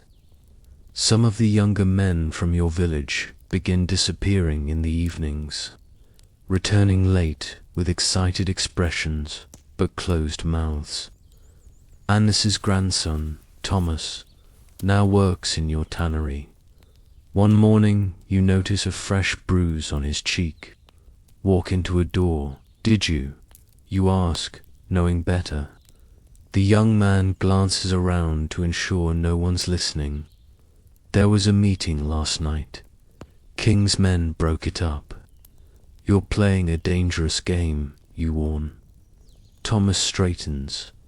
Is it a game to want fair treatment? They push us down with one hand and take our money with the other. You can't argue with him. You've lived through the entire cycle, the brief window of opportunity after the plague, the legal clampdown that followed, and now these crushing new taxes. As winter approaches, tax collection begins in earnest. The results are ugly. In some households, people sell essential belongings to raise the money. In others, particularly those with several adult members, payment is simply impossible. You witness a family being evicted from their cottage, their few possessions confiscated to pay their tax debt. The mother clutches a crying infant, while the father stands helplessly by. Their older children, including a daughter barely 16, are taken to the town jail until the debt is paid, which without their labor becomes even less likely. This scene was repeated across England, feeding growing outrage. The authorities seem to have forgotten a crucial lesson from the plague years. When people have nothing left to lose, they become dangerous. The winter of 1380-1381 is tense. Secret meetings continue despite crackdowns. Messages pass between villages carried by traveling workers or peddlers. There's talk of coordinated resistance come spring. In May of 1381, the spark finally catches. Word arrives from Essex that tax collectors there have been driven out by angry crowds. Similar incidents quickly spread through Kent. They say a man called Wat Tyler leads them in Kent, Thomas tells you excitedly. And there, essay priest John B., who preaches that all men are created equal, that serfdom is against God's will. John B.'s famous line when Adam delved in Eve's span, who was then the gentleman, questioned the very foundation of the feudal hierarchy. If Adam and Eve were the first humans and they worked with their hands, then on what basis did aristocrats claim superiority? The news gets more dramatic by the day. What began as scattered tax resistance has swelled into organized rebellion. Thousands of commoners are marching on London itself, led by Tyler and other newly emerged leaders. Your village is too far north to join the main rebellion, but the excitement is palpable. Some young men, including Thomas, leave to join the marchers. Others begin refusing local authorities' demands. The village priest, reading the mood of his congregation, delivers a sermon that carefully avoids condemning the rebels. Our Lord Jesus ate with tax collectors, but he also cast the money changers from the temple. For about 2 weeks, remarkable news continues to arrive. The rebels have reached London. They've opened the prisons. They've executed the Archbishop of Canterbury, the Lord High Treasurer, and other officials seen as responsible for the poll tax. Most incredibly, the 14-year-old King Richard II met with the rebels at Mile End and agreed to their demands, including the abolition of suicide. Hope surges through the countryside. Could this actually be happening? Could the old order truly be overturned? Then comes the crushing sequel. What? Tyler was killed during a second meeting with the king at Smithfield. Without his leadership, the rebel forces fragmented. The king retracted his concessions. Royal forces regrouped and began a brutal crackdown on the rebels. The news hits your village like a physical blow. Thomas and the others who left haven't returned. No one knows if they're dead, captured, or in hiding. The authorities waste no time reasserting control. An armed force arrives in your village, led by a minor noble. By order of the king, he announces, all illegal assemblies are henceforth banned. Any man found to have participated in rebellion will be executed. The poll tax will be collected in full. To demonstrate their seriousness, they dragged the village headman into the square. This man failed to report seditious meetings, the noble declares. His punishment is 40 lashes. You watch, sickened, as the headman is tied to a post and flogged until his back is a bloody mess. He's left there as a warning while the armed men go house to house, searching for any sign of rebel involvement. When they reach your tannery, the noble wrinkles his nose at the smell, a reaction you've seen 1,000 times. Any of your workers join the rabble in London, he demands. You think of Thomas, who might very well be dead already. No, my lord. We've been busy with spring orders.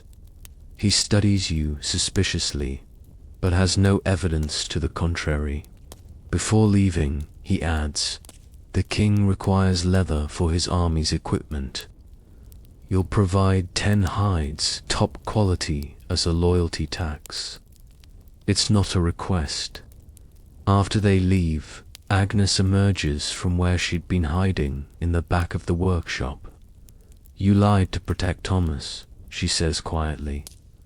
I did, you admit, though I may have damned myself in the process. She takes your hand, her skin papery with age. This isn't over, she says with surprising conviction. They've won today, but they've shown their fear. They wouldn't bring armies to crush peasants if they weren't afraid. In the weeks that follow, the extent of the repression becomes clear. Hundreds of rebels are executed. Those who can't flee are forced to identify their leaders. Communities are collectively punished with special taxes and loss of traditional rights. But Agnes was right about one thing. The authorities' response betrayed their fear. The rebellion had come shockingly close to success. For a brief moment, the common people had forced the most powerful figures in the realm to listen to their demands. One evening, as you're closing up the tannery, a hooded figure slips inside. When he pushes back his hood, you're startled to see Thomas, thinner with a healing scar across his forehead, but very much alive. Thomas, your grandmother's been sick with worry. I couldn't come back until now, he explains. They were hanging anyone who'd been in London. Were you there? Did you see the king? Despite yourself, you're curious about events you've only heard described second-hand. I was there when the Savoy Palace burned, he says, naming the luxurious London residence of the king's uncle, John of Gaunt, which rebels had destroyed. I saw the Tower of London opened and the prisoners freed. For 3 days, London belonged to the people. His eyes shine with the memory despite the rebellion's failure. And now, you ask, his expression darkens. Now I'm a wanted man. I need to leave England. There are ships in the northern ports taking wool to Flanders. I thought perhaps with your connections to the merchants you should refuse. Helping him could mean your own death if discovered. But you remember being his age. Remember the hope of those early post-plague years, when it seemed the old order might truly change. I know someone, you say finally. A wool merchant who owes me a favor.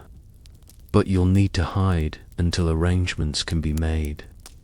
For the next week, Thomas hides in your cellar while you contact the merchant. Eventually, a plan is made. Thomas will be smuggled out, disguised as the merchant's servant, bound for Bruges. The night before he's to leave, you sit together, sharing a jug of ale. Do you regret it, you ask, joining the rebellion? Thomas considers the question seriously. We failed, he admits. But for a moment they saw us not as serfs or laborers or tanners, but as men whose voices mattered. He takes a drink before adding, "That's worth something." It's a perspective that historians would later validate. While the peasants' revolt was crushed, it left lasting impacts. The poll tax was abandoned. Though serfdom wasn't abolished outright, the practice declined more rapidly in England than elsewhere in Europe. Perhaps most importantly, the idea that common people could organize effectively to demand rights had been demonstrated a dangerous precedent from the authorities' perspective. Thomas leaves before dawn, and you never learn his ultimate fate, but his parting words stay with you. The world my children will know won't be the same as the one my grandfather lived in. We've changed things, even if we don't live to see it. Indeed, though the immediate aftermath of the revolt brought harsh repression, the long-term trajectory couldn't be reversed. The plague had set in motion economic and social changes that would eventually undermine the feudal system entirely, regardless of laws and crackdowns. In France, similar tensions led to the Jacari Rebellion of 1358. In Florence, the Ciompi Revolt of 1378 saw textile workers briefly take control of the city government. Across Europe, the lower classes were increasingly willing to risk everything to challenge a system they now recognized was not divinely ordained, but humanly constructed, and therefore could be changed. As an older member of the community, you're now in an unusual position. You remember both the world before the plague and the tumultuous decades after. You've seen how profoundly society can change, even when powerful forces resist. You understand, in a way the young rebels don't, that change often comes slowly in fits and starts with reversals along the way. Later that summer, news arrives that the young King Richard II has dismissed some of the most hated officials responsible for the poll tax. It's a small concession, but perhaps a sign that some lessons have been learned. The village gradually returns to normal, or what passes for normal in this transformed world. the tannery continues its work. New apprentices replace those who've moved on. The rhythms of rural life reassert themselves. But underneath that apparent normalcy, the social contract has been irrevocably altered. The lords and authorities still hold power, but their subjects now understand that power is not absolute. The commons, ordinary working people, have discovered their collective strength, a discovery they will not entirely forget. One afternoon, you're teaching a new apprentice how to prepare a hide for tanning. When the conversation turns to the rebellion, my father says it was all for nothing. The boy says, the nobles still rule. We still pay taxes. You think about how to respond, how to explain the complex legacy of those turbulent days. Finally, you say, when the plague first came, it seemed like the end of everything. But those who survived found opportunities no one had imagined before. You run your hand over the leather, feeling its transformation from rawhide to useful material. The rebellion might look like failure now, but it planted seeds. Your grandchildren might yet harvest what we've seen. As you say these words, you realize you've come to believe them. The arc of change is longer than any single life, but the direction is clear. The old medieval world, with its rigid hierarchies and immutable social boundaries, is slowly giving way to something new. Not utopia, but a society where even common folk might have a voice. That night, as you walk home through the village, you pass the church where we stone memorializes generations past. Inside those walls, prayers have been offered for plague victims, for rebels, for kings. The building stands, as it has for centuries, seemingly unchanging. But you know better. You've seen change come in both cataclysmic waves and in barely perceptible shifts. You understand now that nothing, not social order, not authority, not even the church, is truly permanent. It's a perspective that your modern, comfortable life rarely forces you to confront. Unlike medieval survivors of plague and rebellion, you likely take stability for granted. Assume that tomorrow will resemble today in all meaningful ways. Yet the lesson of the post-plague decades remains valuable. Systems that appear immutable can transform, sometimes through disaster, sometimes through resistance, sometimes through the slow pressure of economic reality. What matters is not just the change itself, but who is a voice in shaping what comes after. The summer of 1374 brings something strange to your region. At first, it's just rumors carried by travelers, tales so bizarre you dismiss them as exaggerations or outright fabrications.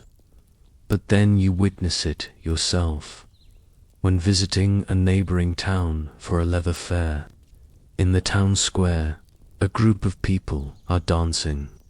Not the organized circle dances of festivals or the dignified paired movements of court dancers, but wild, seemingly uncontrollable spasming. Men and women of all ages leap and twirl, arms flailing, bodies contorting. Their faces show expressions ranging from ecstasy to agony. Some cry out, some laugh hysterically, others seem trapped in a waking nightmare. Most disturbing is the duration. They've reportedly been dancing for hours. As you watch, one woman collapses, foaming at the mouth. Others dance until their feet bleed through their shoes, yet still continue. What is happening to them? you ask a bystander. Dancing plague, the man replies grimly. Started 3 days ago with just one woman. Now look, 20 or more. This was a real phenomenon documented across Europe in the decades following the Black Death in places like Aachen, Liege, and Utter. Groups of people would dance uncontrollably for hours or days, unable to stop even as they collapsed from exhaustion. Are they possessed? Asks someone else in the crowd. Perhaps, says a cleric who's watching with obvious distress. Or perhaps it's the plague returning in a different form. Others have their own theories. It's from dancing over unmarked plague graves, says an old woman. The dead are jealous of the living. It's St. Vitus's curse, counters another, for neglecting his feast day. You watch transfixed by the horrifying spectacle until Agnes tugs your sleeve. We should go, she says quietly. Some think it spreads like plague by bad air or proximity. As you turn to leave, you notice something odd about the crowd watching the dancers. Many hold posies of herbs to their noses, a plague time precaution. Others make protective signs against evil. But strangest of all is the look in some eyes. Not just fear or disgust, but a kind of longing, as if part of them wants to join the frenzy dance. The dancing plague wasn't the only strange mass phenomenon to emerge in the plague's aftermath. As you travel more for your leather business over the next decade, you witness other bizarre outbreaks. A laughing epidemic that swept through 3 villages in Bavaria. Children who spoke in tongues after a religious procession. A town where hundreds claimed to simultaneously see the Virgin Mary in the clouds. Modern historians and psychologists now believe these were forms of mass psychogenic illness, physical symptoms caused by psychological distress spreading through social contagion. The immense trauma of the Black Death, which killed so many and overturned the social order, created a population primed for such outbreaks. But for people of the time, these events required different explanations: divine intervention, demonic possession, or new forms of physical disease. By 1380, now in your 60s, you've developed a reputation as one of the guys, those who lived through the Great Mortality and gained practical knowledge about survival. Young people sometimes seek you out for advice or stories, especially when rumors of disease surface. Is it true, asks the daughter of the village baker one day, that you can tell if someone will get plagued by making them drink sheep urine? My cousin says, if it makes them vomit, they're already infected. You shake your head. That's nonsense. No one can predict who will get sick. These kinds of strange folk remedies and diagnostic methods had proliferated in the decades since the plague. Some were harmless, like carrying herbs or reciting certain prayers. Others were dangerous, like consuming toxic substances believed to prevent infection. Then, how did you survive when so many died? She persists. It's a question you've been asked many times, and you still don't have a satisfying answer. Was it luck? Some quirk of your body's resistance? Divine selection? You settled long ago on a practical response. I kept away from the sick when possible. I stayed clean. I ate well when food was available. You shrugged. And perhaps God wasn't ready for me yet. This blend of practical precautions and religious fatalism characterized much of the post-plague approach to survival. People did what they could through emerging understandings of contagion, while acknowledging that much remained beyond human control. Religious practices had transformed to you notice it during the Corpus Christi procession that summer, a festival that had actually gained prominence after the plague. The participants include a new feature, flagellants. These men march barrel-chested through the village, rhythmically whipping their own backs with leather straps embedded with metal pieces. Blood runs down their skin as they chant prayers of penitence. They believe suffering will protect them from plague, explains the priest, who watches with a carefully neutral expression. The church's relationship with flagellants was complicated. While self-mortification had religious precedent, the movement had grown so large and independent that it threatened church authority. During the initial plague outbreak, groups of flagellants had traveled from town to town, performing public whipping rituals to appease God's wrath. Ironically, their travels likely helped spread the disease further, though the Pope eventually banned the practice. Smaller groups continued for decades. What's striking is how the community reacts to these bloody displays. Some watch reverently, crossing themselves. Others turn away in disgust. A few look almost envious, as if the flagellants have found certainty in an uncertain world through their extreme devotion. That evening, in the alehouse, conversation turns to another strange development of recent years. The obsession with death imagery. "Did you see the new paintings in the church at Thornbury?" asks a wool merchant. The entire wall is covered with dancing skeletons leading people to their graves. Nobles, clergy, peasants, all following death's dance. This was the dance macabre, or dance of death, an artistic genre that exploded in popularity after the plague. These images showed death depicted as a skeleton choosing victims from all walks of life, emphasizing how no amount of wealth or status could provide immunity. A lesson burned into collective consciousness by the plague's indiscriminate killing. "I saw a similar scene at St. Paul's in London," adds another man. The skeletal figures seemed to be laughing as they led the living away. The preoccupation with mortality wasn't limited to church art. It permeated daily life in ways both obvious and subtle. Memento mori, remembered death, had become a common theme in jewelry, household objects, and even children's toys.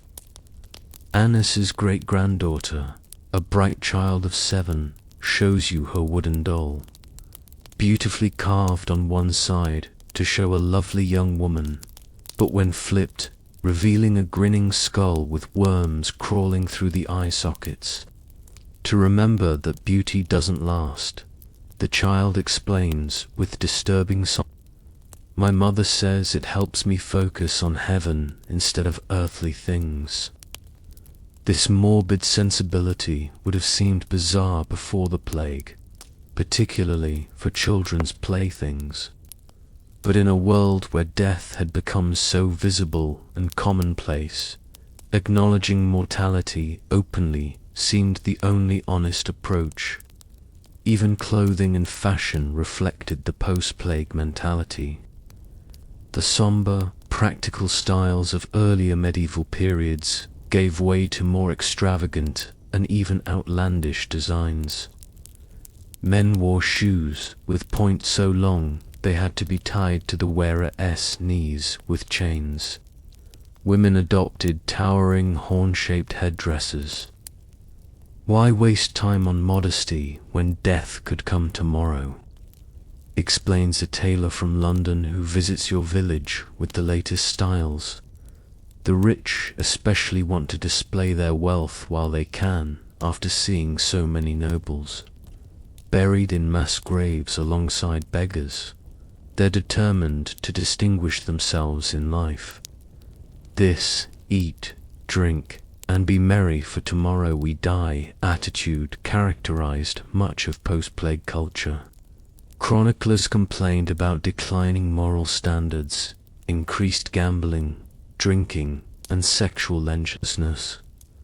While some turned to extreme religious devotion, others embraced hedonism. By 1385, you begin noticing another cultural shift, an increased interest in the vernacular.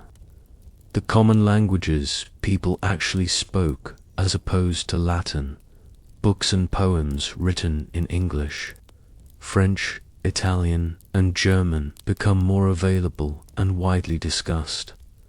This too was a plague effect. With so many clergy dead, Latin literacy had declined. Meanwhile, the empowerment of the working classes had elevated their languages. Works like Geoffrey Chaucer's Canterbury Tales in English or Giovanni Bocca's Dameron in Italian reflected this new reality. A traveling scholar stops at your workshop seeking leather for book bindings, and you ask about this trend. Before the mortality, he explains, knowledge was tightly controlled by the church and nobility, mostly through Latin, but death made no distinction between those who read Latin and those who didn't. Now people want wisdom in words they can understand. You think about this later as you work on the Scholars' Commission.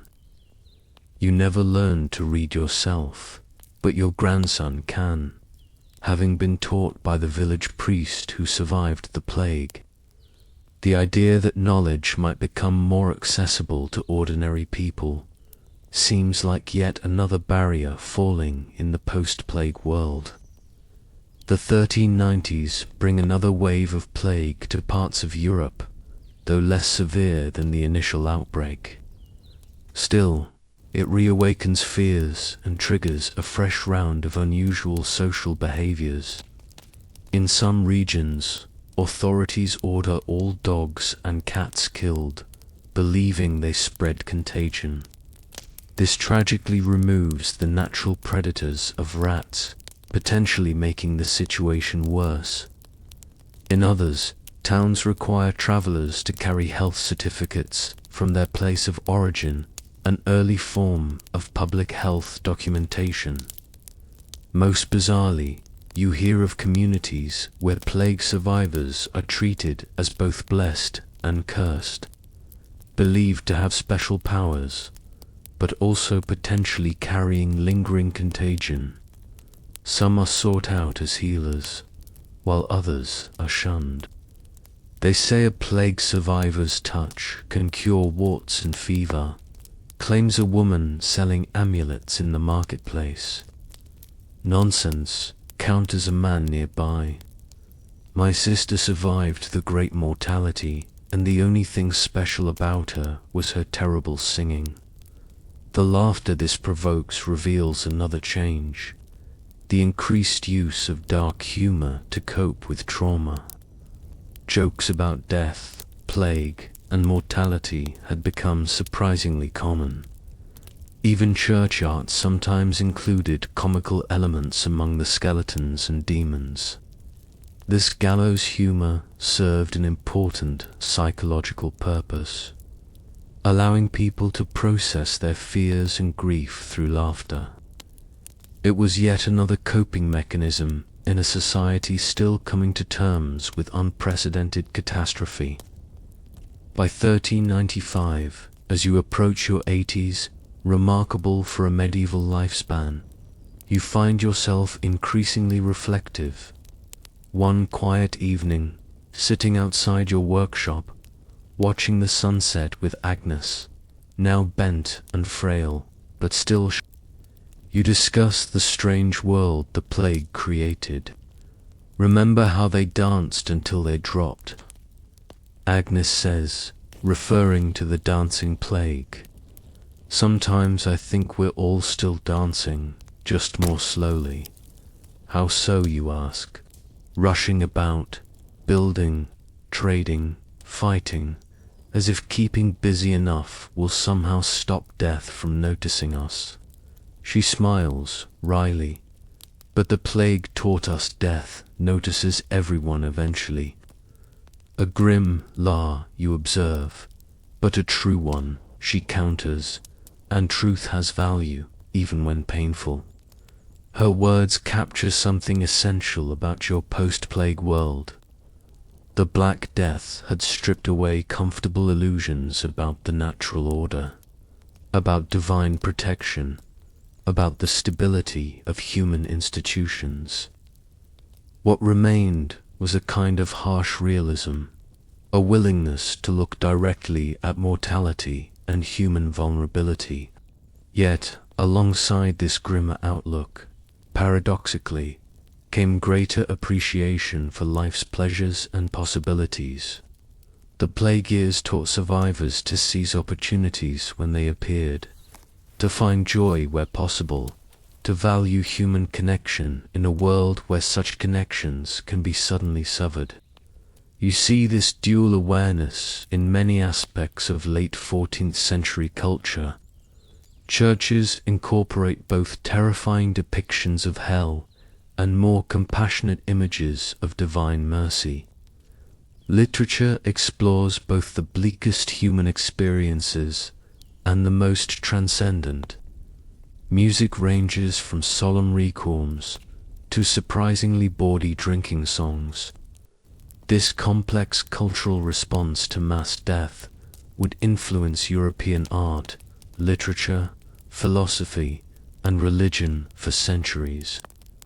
The Renaissance, with its emphasis on humanism and the value of earthly life, grew partly from seeds planted during these strange post-plague decades. As twilight deepens, Agnes points to a group of children playing near the village well, enacting some complicated game involving circles and chanting. "What do you suppose they're playing at?" she asks. You listen to their sing-and-gone voices ring round the rosy pocket full of posies. Ashes, ashes, we all fall down. The children collapse in giggles, then scramble up to begin again. Whether this nursery rhyme truly originated as a plague reference remains debated by modern scholars. But watching the children transform potential plague imagery, rosy rashes, herbal posies, cremation ashes, falling dead into innocent play seems to perfectly encapsulate humanity's resilience. They're playing at survival, you answer finally, turning our nightmares into their games. Agnes nods thoughtfully. Perhaps that's what we've all been doing in our different ways. As darkness falls completely, you both head inside, moving slowly with the aches and limitations of age. Your cottage, far more comfortable than the home you grew up in before the plague, feels like a testament to how much has changed in your lifetime. Yet, for all the material improvements, perhaps the most significant changes were invisible. How people thought about themselves and their place in the world. The plague had demonstrated humanity's fragility, but also its adaptability. It had revealed the arbitrary nature of social hierarchies, while simultaneously showing the necessity of community. These contradictory lessons, humility about human power alongside appreciation for human potential, would continue shaping European consciousness long after the last plague victim was buried. As you prepare for sleep, so different from your modern bedtime routine with its electric lights and instant comfort, you reflect on the strange journey from apocalypse to adaptation that you've witnessed. The dancing plagues, death obsessions, and bizarre behaviors were not just footnotes to the Black Death story. but essential elements of how humanity processed unprecedented trauma. Unlike your comfortable bed tonight, a medieval elder would settle onto a simple mattress, perhaps, still occasionally jolted awake by memories of those terrible plague years, yet also carrying the hard-won wisdom that life continues, adapts, and even flourishes in the aftermath of catastrophe. The year 1400 arrives, marking the dawn of a new century. You've lived to see it, though few from your generation remain.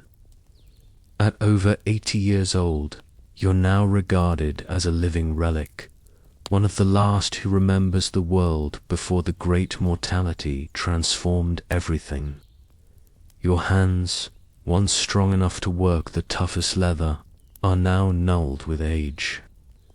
You've passed the tannery to your grandson, though you still visit daily to offer advice, and more importantly, to tell stories.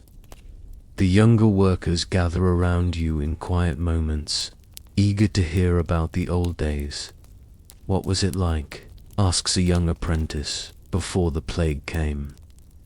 It's a question that makes you pause.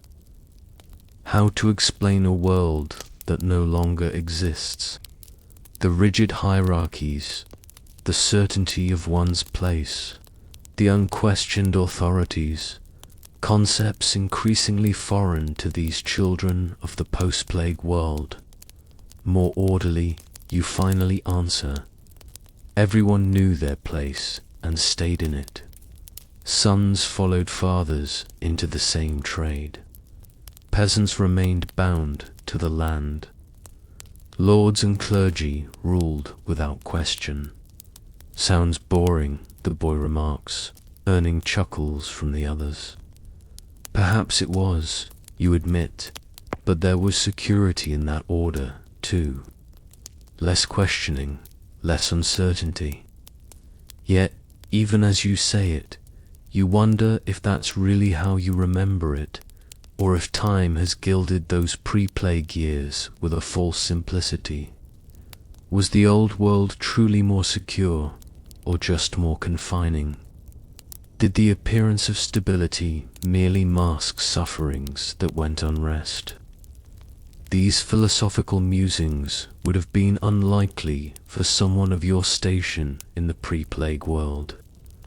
That itself is evidence of how profoundly society has changed. Common folk now regularly discuss ideas once reserved for scholars and clergy.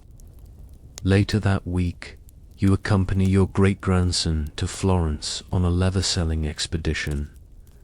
The city has transformed since your first visit decades ago. New buildings rise everywhere, their architecture lighter and airier than the heavy medieval structures of your youth. The Duomo, the great cathedral dome designed by Brunelleschi, is under construction, a project of such ambition. It would have seemed impossible in the world you were born into. "Grandfather, look," your great-grandson points to a workshop where a crowd has gathered. Inside, an artist is painting a scene from classical mythology, not a religious subject, but pagan gods and goddesses, rendered with startling realism. This shift in artistic focus from exclusively Christian themes toward classical and secular subjects is one of many changes you've witnessed. After the plague demonstrated the Church's inability to prevent or cure the disease, its cultural monopoly weakened. People still believed, still attended Mass, but with a new willingness to look beyond religious authorities for answers. The artist steps back from his work, and you recognize him as one of Florence's rising stars, a young man named Matteo. His paintings incorporate new techniques that create the illusion of three-dimensional space on flat surfaces. The crowd murmurs appreciatively as he adds another brushstroke. They say he paints people as they actually appear, whispers, your great-grandson, not as flat symbols like the old church paintings. This emphasis on realism, on seeing and depicting the world as it actually is, rather than through the lens of religious symbolism, is yet another legacy of the post-plague mentality. Having faced mortality so directly, people seemed less satisfied with abstract representations of life. After watching the artist work, you visit the workshop of a family friend who deals in books and manuscripts. His shelves are filled with works, not only in Latin, but in Italian, French, and other vernacular languages. The latest from Petrarch's followers, he says, showing you a beautifully bound volume. Poetry celebrating human achievement and beauty, very different from the death-obsessed writings of a few decades ago. Francesco Petrarch had lived through the Black Death himself, writing poignantly about its horrors. Yet he and intellectuals who followed him also helped usher in a new way of thinking. What would later be called humanism, with its focus on human potential rather than solely on divine power. I'm also getting more requests for classical texts, the bookseller continues. Plato, Cicero, Aristotle, people rediscovering the ancient knowledge. This revival of interest in classical learning was directly connected to the plague's aftermath. With so many scholars and clergy dead, ancient manuscripts were redistributed, often finding their way into new hands. Simultaneously, the questioning of medieval authorities opened minds to older sources of wisdom. Walking through Florence's streets, you notice other changes that reflect this new mindset. Public buildings commissioned by wealthy merchants rather than the church or nobility. Women visible in workshops and businesses, continuing the expanded roles they adopted out of necessity during the labor shortages. Children being taught to read and write in growing numbers regardless of their social status. The world is opening up, observes your great-grandson as you rest on a bench near the river Arno. My friend Paulo is studying mathematics. His father was a butcher. Such social mobility would have been almost unthinkable in your childhood. The plague had broken open oified structures, creating spaces for talent to rise regardless of birth. That evening, staying at an inn, you overhear merchants discussing political developments that further illustrate how thoroughly the post-plague world has transformed. Milan's experiment with republican government failed, but Florence's council system seems stable. One says, Venice's model is most interesting, counters another. Neither a monarchy nor truly a republic, but a system of checks and balances. These conversations about governance models reflect another change. Political experimentation with traditional authorities weakened by the plague. Cities and regions had been forced to develop new approaches to governance. Some returned to older forms, but many incorporated innovations that distributed power more widely than before. Even everyday social interactions have evolved. You notice it at dinner, where merchants, craftsmen, and artists sit together discussing ideas as near equals. The strict separation of social classes that marked pre-plague society has softened considerably. To Lorenzo's new banking venture, toasts one man raising a glass to another. May it serve Florence as well as the Medi have. The rise of banking families, like the Medusche, represents yet another post-plague development. With land no longer the sole basis of wealth and power, financial innovation had created new paths to influence.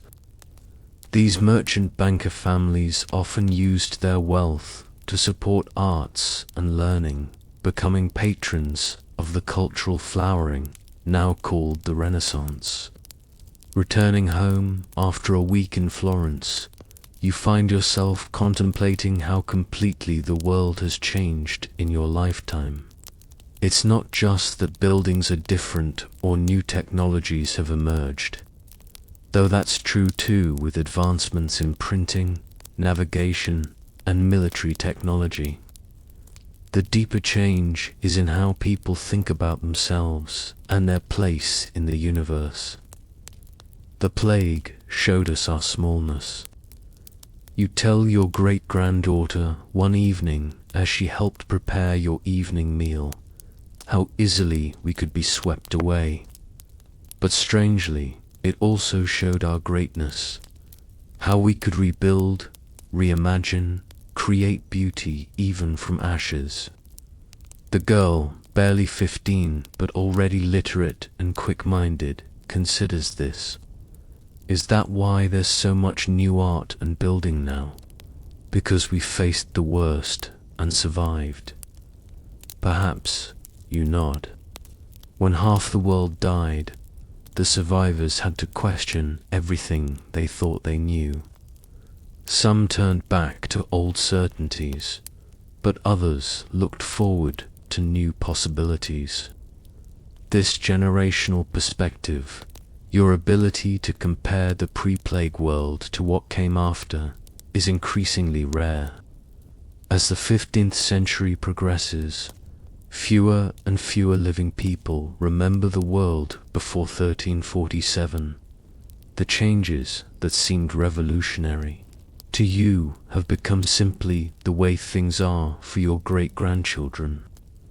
By 1410, your body grows frailer, though your mind remains sharp. From your chair by the window, you watch the village life that continues to evolve in subtle ways. Children attend a small school established by a local merchant. Another post-plague development. As education expands beyond clergy and nobility, women gather at the well, discussing not just household matters, but politics and business. A group of laborers negotiate confidently with the Lord Steward over harvest terms. None of these people consciously think of themselves as living in a post-catastrophe world or a period of rebirth. Yet every aspect of their lives has been shaped by the plague as long shadow and the opportunities that emerged from devastation. One spring morning in 1411, a visitor arrives. A scholar from the University of Bologna, who's traveling through the region collecting stories from plague survivors. There are precious few left to interview. I'm documenting first-hand accounts, he explains, before they're lost forever. Future generations should know what happened, how the world changed. You invite him to sit and offer what memories you can. Some details have faded with time, but others remain vivid. The eerie silence of abandoned villages, the desperate attempts at protection with herbs and prayers, the shocking social reversals as laborers suddenly gained leverage. The most important change, you tell him after hours of conversation, wasn't visible. It was in how people thought about authority, about what's possible, about their own worth. The scholar nods, writing rapidly. That matches what others have told me. The plague didn't just kill people, it killed certainties, and from their grave grew new ideas. You add, after the scholar leaves, promising to send word when his compilation is complete. Though you doubt you'll live to see it, you reflect on this strange role you've acquired. a human bridge between world ages, a keeper of memories that would otherwise vanish completely. That summer brings news that would have shocked your younger self. The son of a former serf from a neighboring village has been appointed to a university faculty. Such a leap across social boundaries would have been nearly impossible before the plague reshuffled society's deck. Similar stories abound throughout Europe. The rigid feudal structure hasn't disappeared entirely.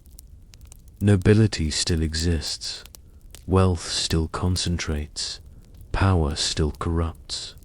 But the system has become more permeable with talent and initiative, increasingly able to overcome accidents of birth.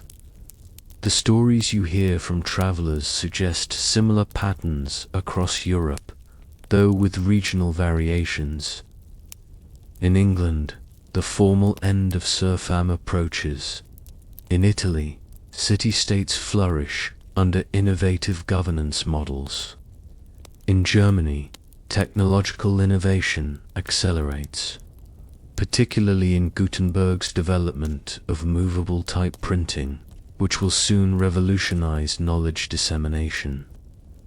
This isn't to say the post-plague world is some utopia.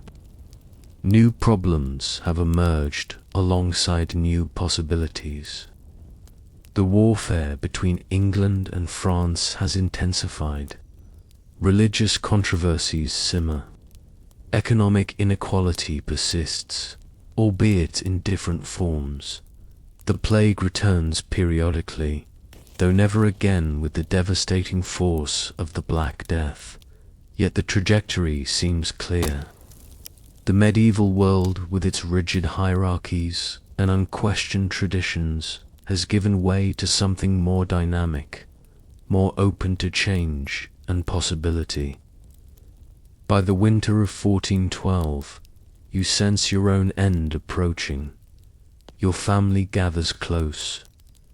3 generations descended from you and Agnes, who passed 5 years earlier. Tell us one last time, asks your youngest great-grandchild about the world before the sickness came. You smile weakly. It was a different world, child, narrower in some ways, but also more certain. People rarely questioned their place or purpose.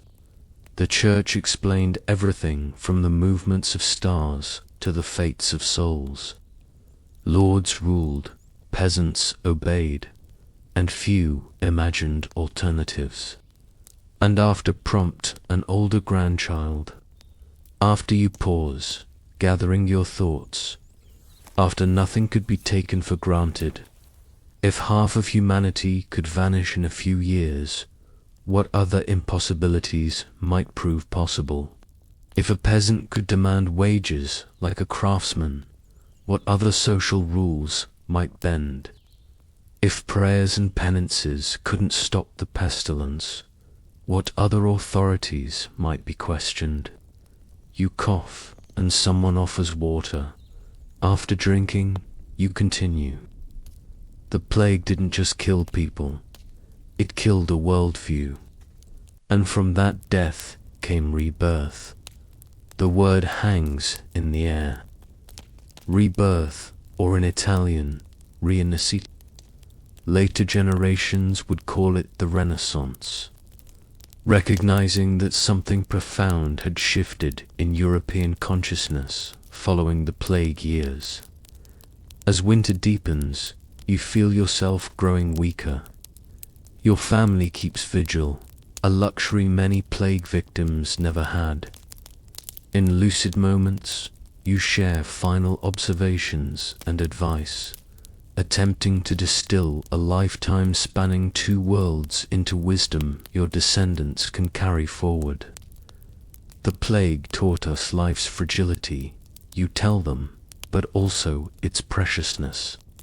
It showed us authorities can fail, but communities can endure. It revealed our vulnerability to forces beyond control, but also our capacity to rebuild and reimagine. On a cold February morning in 1413, you slip away peacefully, a gentle end contrasting sharply with the chaotic horror of plague deaths you witnessed decades earlier. Your family mourns, but also celebrates a life that spanned humanity's darkest hours and the dawn that followed. They bury you with both Christian rites and some of the newer humanist elements that have emerged. Readings from classical philosophers alongside biblical passages acknowledging both spiritual and earthly wisdom. Your grave marker bears a simple epitaph: witness to ending, witness to beginning. In the decades that follow your passing, the Renaissance accelerates. Brunelleschi completes his revolutionary dome in Florence. Gutenberg perfects his printing press, democratizing knowledge as never before. Columbus sails west, expanding European horizons, literally and figuratively. Artists like Leonardo and Michelangelo create works that celebrate human potential alongside divine glory. None of these developments erase the trauma of the Black Death. Indeed, many directly emerge from it, from the questions it forced, the spaces it cleared, the certainties it shattered. The plague demonstrated humanity's fragility, but also its resilience, its mortality, but also its creativity. And so, the plague's legacy proves paradoxical. From history's greatest catastrophe emerged some of its greatest flowerings. The Renaissance, the Reformation, the scientific revolution, the gradual disintegration of feudalism, the rise of more democratic governance models. Today, as you lie comfortably in your modern bed with its hygienic materials and precisely engineered support, you exist in a world shaped by these transformations. The journey from medieval catastrophe to modern comfort passed through centuries of questioning, experimentation, and reimagining what human society could be. The Black Death reminds us that history's darkest moments sometimes contain seeds of renewal. Not because suffering is necessary for progress, it isn't, but because catastrophe can clear space for previously unimaginable possibilities, can force reconsideration of assumptions so deeply held they were invisible until challenged. As you drift towards sleep, perhaps there's comfort in this cyclical pattern of human experience, that endings contain beginnings, that devastation can precede renewal, that the story never truly concludes, but continues evolving across generations. And in that continuous unfolding, may you find peaceful rest, knowing that you too are part of history's long and winding tale.